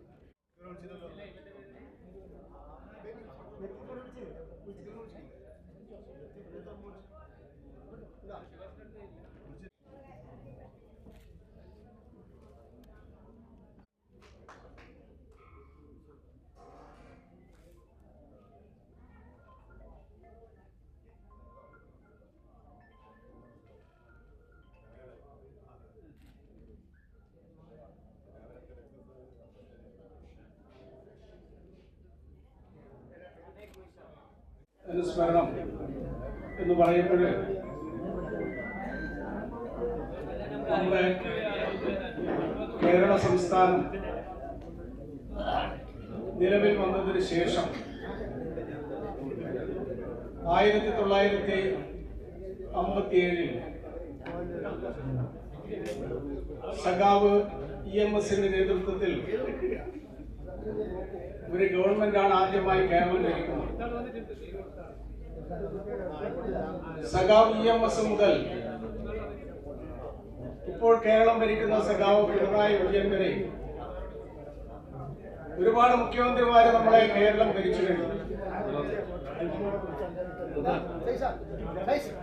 ആ മുഖ്യമന്ത്രിമാരുടെ എണ്ണത്തിൽ വളരെ പ്രഗത്ഭന്മാരായ ഒരുപാട് ആൾക്കാർ കടന്നു പോവുകയും ചെയ്തു. ഒരു മുഖ്യമന്ത്രിയും അത്ര പ്രസക്തനില്ലാത്ത ഒരു മുഖ്യമന്ത്രിയും കേരളം ഭരിച്ചിട്ടില്ല. അത് EMS ആയാലും അച്യുതമേനോനായാലും പട്ടംതാണിപ്പിള്ള ആയാലും ആർ ശങ്കർ ആയാലും എല്ലാവരും തന്നെ പ്രഗത്ഭരായിരുന്നു എന്നുള്ള കാര്യത്തിൽ സംശയമില്ല. അങ്ങനെ വരുമ്പോൾ ഈ മുഖ്യമന്ത്രിമാരുടെ കൂട്ടത്തിൽ എന്തുകൊണ്ടാണ് ശ്രീമാൻ ഉമ്മൻചാണ്ടി ശ്രദ്ധേയനാവുന്നത് എന്നതാണ് പ്രത്യേകത. ഉമ്മൻചാണ്ടി മറ്റു മുഖ്യമന്ത്രിമാരെ പോലെ തന്നെ കഴിവുറ്റ മുഖ്യമന്ത്രിയാണ് ആയിരുന്നു. പക്ഷെ ആ കഴിവ് മാത്രമല്ല നമ്മൾ കാണുന്നത്. ഒരു മുഖ്യമന്ത്രി എന്ന നിലയിൽ അദ്ദേഹം തുടക്കമിട്ട ഒരുപാട് പദ്ധതികളെ കുറിച്ച് നേരത്തെ ഇവിടെ സംസാരിച്ചു കഴിഞ്ഞു. ആ പദ്ധതികളെല്ലാം പിന്നീട് അദ്ദേഹത്തിന് പൂർത്തീകരിക്കാൻ പറ്റിയില്ലെങ്കിലും ഇന്ന് നമ്മുടെ മുന്നിൽ പൂർത്തീകരിച്ച അവസ്ഥയിലാണുള്ളത്. അതുകൊണ്ടൊരു ദീർഘവീക്ഷണമുള്ള മുഖ്യമന്ത്രിയായിരുന്നു ശ്രീ ഉമ്മൻചാണ്ടി. ഉമ്മൻചാണ്ടിയെ കുറിച്ച് പറയുമ്പോൾ നമ്മൾ മനസ്സിലാക്കുന്ന ഒരു കാര്യം, ഞാൻ മനസ്സിലാക്കിയ ഒരു കാര്യം, കോൺഗ്രസ് മുഖ്യമന്ത്രിമാര് മാത്രമല്ല, കോൺഗ്രസ് പ്രവർത്തകന്മാരിലോ അല്ലെങ്കിൽ MLA ആവുന്ന ആൾക്കാരുടെ കൂട്ടത്തിൽ ചില ആൾക്കാരിൽ നമുക്കൊരു ഗാന്ധിയൻ സ്പർശനം കാണാൻ പറ്റും. ഈ പരിപാടി ഉദ്ഘാടനം ചെയ്ത മുല്ലപ്പള്ളി രാമചന്ദ്രൻ സാറിനെ കുറിച്ച് പറയുമ്പോൾ എനിക്ക് അദ്ദേഹത്തിൽ ദർശിക്കാൻ കഴിയുന്നത് ഒരു ഗാന്ധിയൻ ഔട്ട്ലുക്കാണ്. അതുകൊണ്ട് തന്നെ അദ്ദേഹത്തിന്റെ പ്രവർത്തന മേഖലകൾക്ക് മറ്റു വ്യത്യസ്ത കോൺഗ്രസ് പ്രവർത്തകന്മാരിൽ നിന്ന് വ്യത്യസ്തമായ ചില കാര്യങ്ങൾ നമുക്ക് കാണാൻ സാധിക്കും. അതുപോലെ തന്നെ ശ്രീ ഉമ്മൻചാണ്ടിയുടെ പ്രവർത്തനത്തിലും ഒരു ഗാന്ധിയൻ ടച്ച് നമുക്ക് കാണാൻ സാധിക്കും. ഒരു ഗാന്ധിയൻ ടച്ച് എന്ന് പറയുമ്പോൾ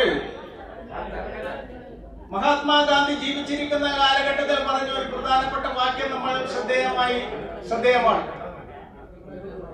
ഇന്ത്യൻ പാർലമെന്റിൽ പാസാക്കുന്ന നിയമങ്ങൾ ഈ ഇന്ത്യ രാജ്യത്തിലെ ഏറ്റവും നിസ്വനായ ഒരാളെ സംബന്ധിച്ചിടത്തോളം അദ്ദേഹത്തിന് എന്ത് ഗുണമുണ്ടായിരിക്കുമെന്ന് ആലോചിച്ചിട്ട് വേണം ഇന്ത്യൻ പാർലമെന്റ് നിയമം പാസാക്കേണ്ടതെന്നാണ് ഗാന്ധിജി പറഞ്ഞത്.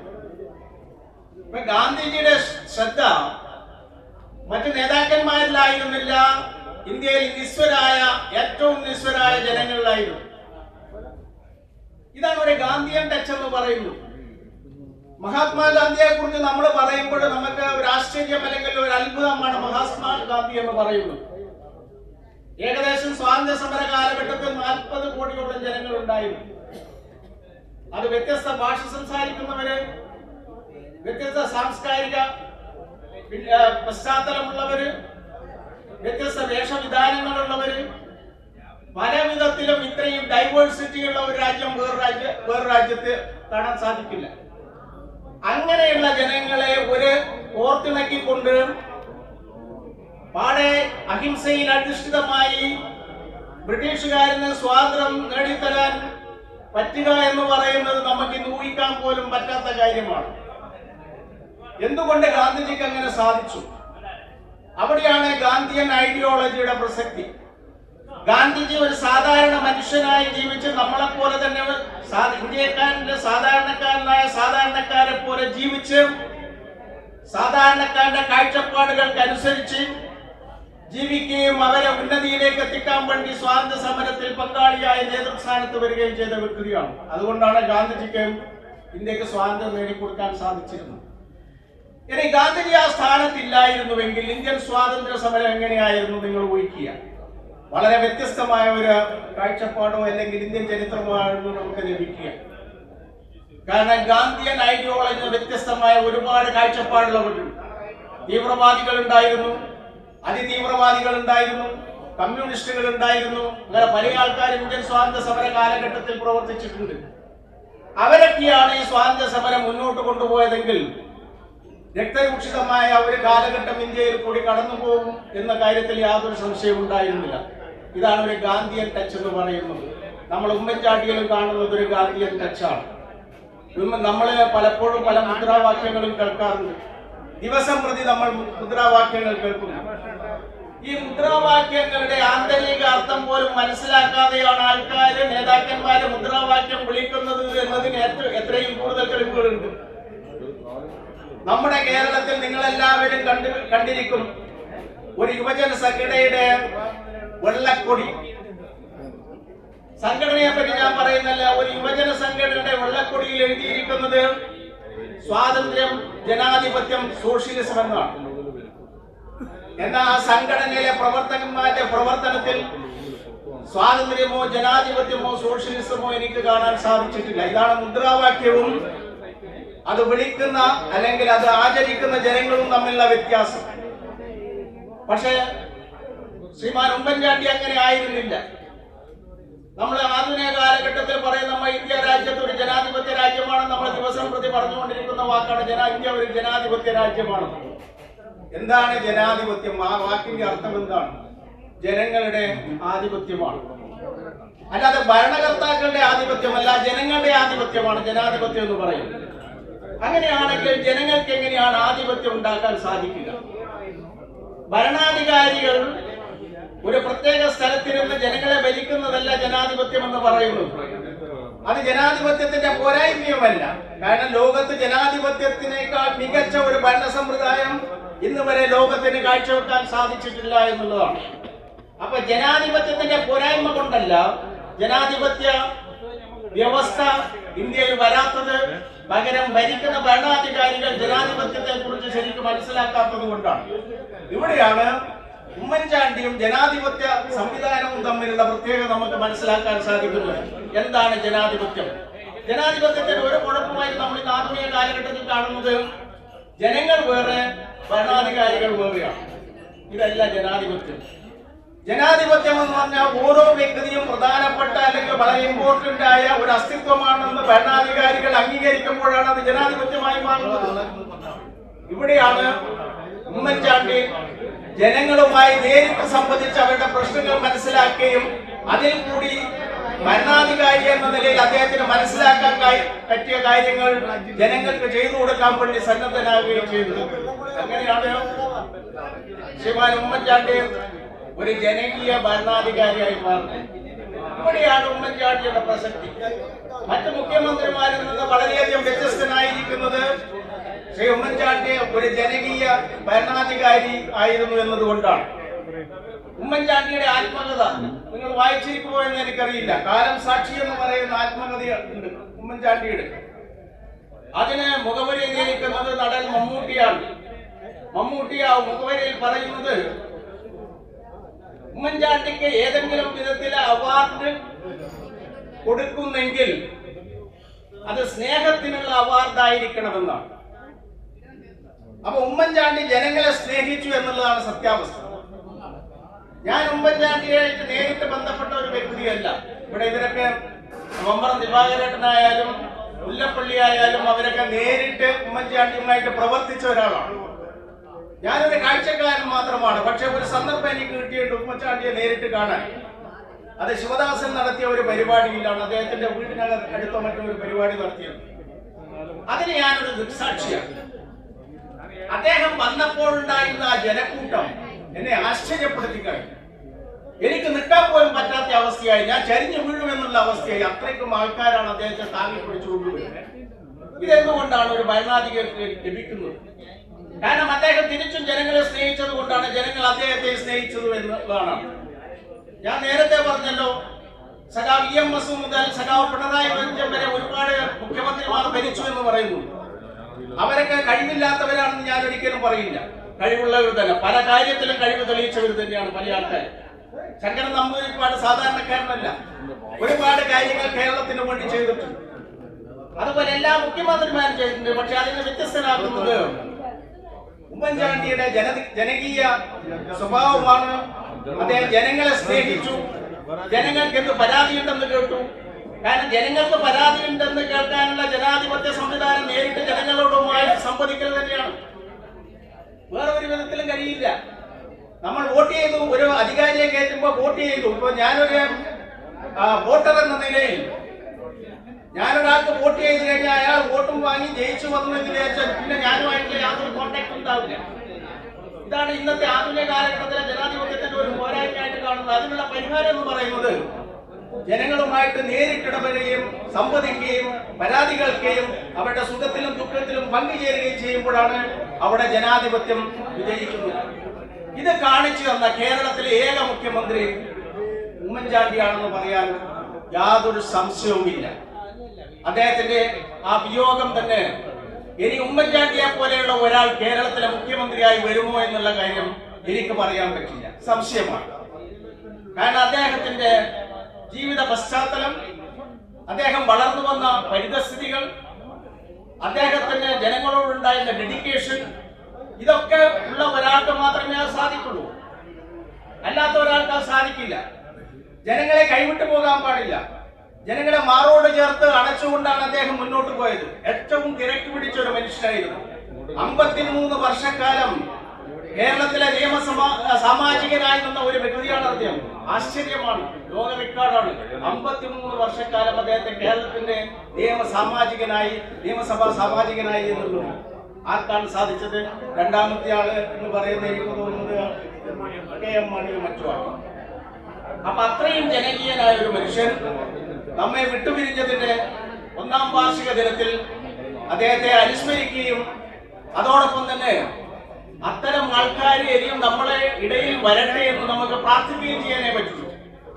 കാരണം ഉദാഹരണമായിട്ട് ഇപ്പം കമ്മ്യൂണിസ്റ്റ് ഗവൺമെന്റ് ജനകീയ സദസ്സ് നടത്തി എന്ന് പറയും. ജനകീയ സദസ്സ് അവർ നടത്തി, ഒരുപാട് ആപ്ലിക്കേഷൻ വാങ്ങി. പക്ഷെ ആപ്ലിക്കേഷൻ വാങ്ങിയത് കൊണ്ട് മാത്രമായില്ല, ആ ആപ്ലിക്കേഷൻ പഠിച്ച് അതിന് പരിഹാരം കണ്ടെത്തി വിളിച്ച് അവരോട് പ്രത്യേകം പറയണം ഇന്ന കാര്യങ്ങൾ ഞങ്ങൾ ചെയ്യുന്നു എന്നുള്ളത്. അതൊക്കെ നടന്നു എന്ന് എനിക്കറിയില്ല. ഉദാഹരണമായിട്ട് നമ്മുടെ ഗ്രാമപ്രദേശങ്ങളിൽ ഇപ്പോൾ നേരിടുന്ന ഏറ്റവും വലിയ പ്രശ്നം എന്ന് പറയുന്നത് നിങ്ങളെല്ലാവരും ഓർമ്മിക്കുകയും കാട്ടുപന്നി ശല്യം നമ്മുടെ കാർഷിക മേഖലയെ തകർത്തുകൊണ്ടിരിക്കുന്നു ഗ്രാമപ്രദേശത്ത്. പക്ഷെ ഇതിനൊരു പരിഹാരം ഉണ്ടായോ? ഇവര് വടക്കേ മലബാറിൽ വന്നു. എനിക്ക് പരിഹാരം ഉണ്ടായതായി തോന്നില്ല. കാരണം എന്റെ പറമ്പത്ത് കൂടെ ഇപ്പോഴും കാട്ടുപന്നികൾ സ്വൈര്യവിഹാരം നടത്തുന്നു, കൃഷിയൊന്നും നടത്താൻ പറ്റുന്നില്ല. അപ്പൊ കാർഷിക മേഖല തന്നു. അപ്പൊ ഒരു ഗവൺമെന്റ് ഇങ്ങനെയൊക്കെ സംഭവിക്കുമ്പോൾ ഉടനടി അതിന് നടപടിയെടുക്കുന്ന ഗവൺമെന്റാണ്. വോട്ടർമാർക്കൊന്നും ചെയ്യാൻ കഴിയില്ല. അവരന്ന് പറഞ്ഞത് പഞ്ചായത്ത് പ്രസിഡന്റ് തോക്ക് കൊടുത്തിരിക്കുന്നു, തോക്ക് ഉപയോഗിച്ച് ഇതിനെ കൈകാര്യം ചെയ്യും, തോക്കുമില്ല, വെടിയുമില്ല, പന്നികൾ സ്വൈര്യമായി വിവരിക്കും.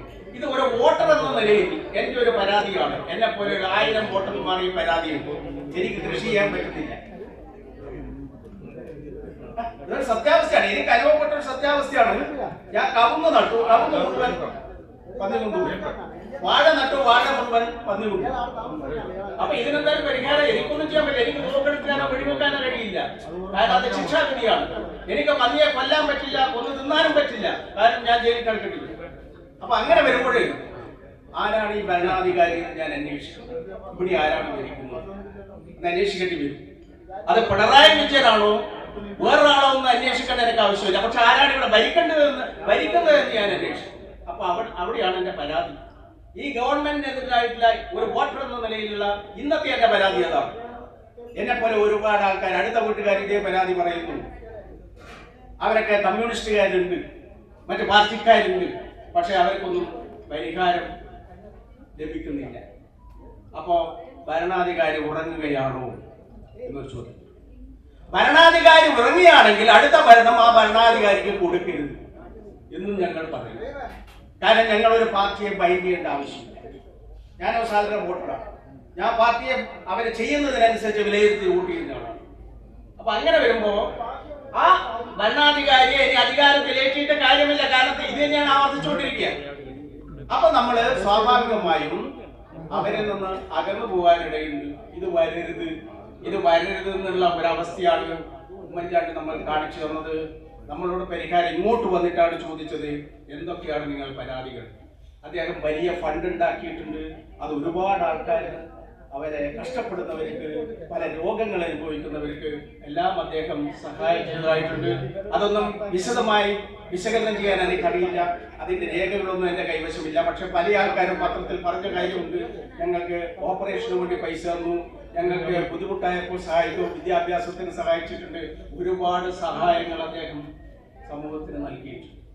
അത്തരം ഒരു വ്യക്തിയെ ആദരിക്കുക, ഓർമ്മ ദിനം കൊണ്ടാടുക എന്ന് പറയുന്നത് വലിയൊരു കാര്യമാണ്. ഈ പരിപാടി സംഘടിപ്പിച്ച ജവഹർ കൾച്ചർ ഫോറത്തിനും അതുപോലെ തന്നെ നമ്മുടെ സുഹൃത്തിനും നിങ്ങൾക്ക് എല്ലാവർക്കും കൂടി നന്ദി പറയുന്നു. നന്ദി. ജയ് ഹിന്ദ്.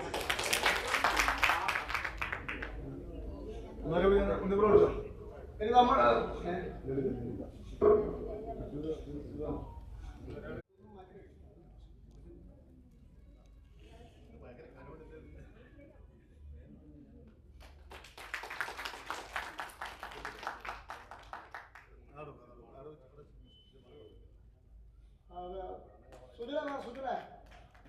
ഒരാൾക്ക് കൂടി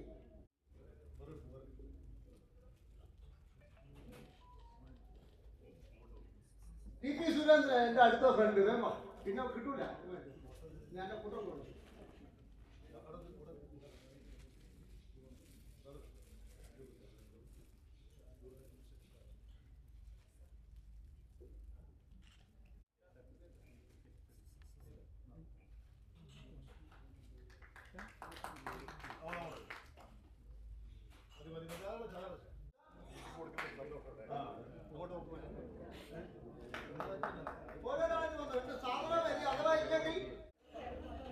അനുസ്മരണ പരിപാടിയാണ് ഇവിടെ നടന്നത്.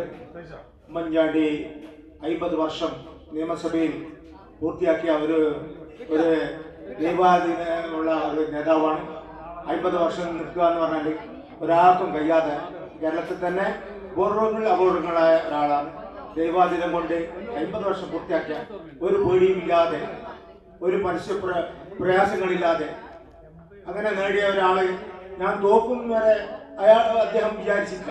ഞാൻ ജയിക്കുന്ന എപ്പോഴും തോക്കും, ഒരേ ലെവൽ, ആരോടും ഒരു പ്രശ്നങ്ങളില്ലാതെ സൈലന്റായിട്ടുള്ള ഒരു പ്രവർത്തനമാണ് വെച്ചത്. എല്ലാ ആൾക്കാരും പച്ചപ്പാടും ഭയങ്കരമായി കച്ചറയുണ്ടാക്കിയിട്ടും ഉമ്മൻചാണ്ടി വിജയം, ആ ദൈവം അവരെ രക്ഷപ്പെടുത്തുന്നു. അതാണ് കാഴ്ചപ്പാട്. നമ്മൾ ഒരു ഇലക്ഷന് മത്സരിക്കുമ്പോൾ ആദ്യം മനസ്സിലാക്കേണ്ടത് നമ്മൾ ജയിക്കുമെന്ന് നോക്കണം. വെറുതെ ഒരു സ്ഥാനം കിട്ടുമോ എന്ന് മാത്രമല്ല, ജയിക്കെങ്കിൽ മാത്രമേ നിൽക്കാൻ പാടുള്ളൂ. ഒരു ജയം അവരുടെ യോഗമാണ്. ജയിക്കെങ്കിൽ തോറ്റു കഴിഞ്ഞാൽ പറയൂ മറ്റോ തോപ്പിച്ച് അങ്ങനെ പറയാൻ പാടില്ല. അങ്ങനെ ഇപ്പോൾ എത്രയോ ആളുകൾ സമയം മോശത്തിന് വെറുതെ ഇലക്ഷന് വന്നിട്ട് ടിക്കറ്റ് കിട്ടുമായിരിക്കും. അത് വെറുതെ നിന്നിട്ട് പരാജയപ്പെട്ടു പോയാൽ അത് മറ്റോ തോപ്പിച്ച്, DCC പ്രസിഡന്റ് തോപ്പിച്ച്, മറ്റേ മണ്ഡലം പ്രസിഡന്റ് തോപ്പിച്ച് ആർക്കും തോപ്പിക്കാൻ കഴിയില്ല. ദൈവം വിചാരിച്ച് മാത്രമേ ഒരാളെ തോപ്പിക്കാൻ പറ്റുള്ളൂ. അത് എങ്ങനെയായാലും ഇപ്പം നമ്മൾ ഇന്ത്യൻ ക്രിക്കറ്റ്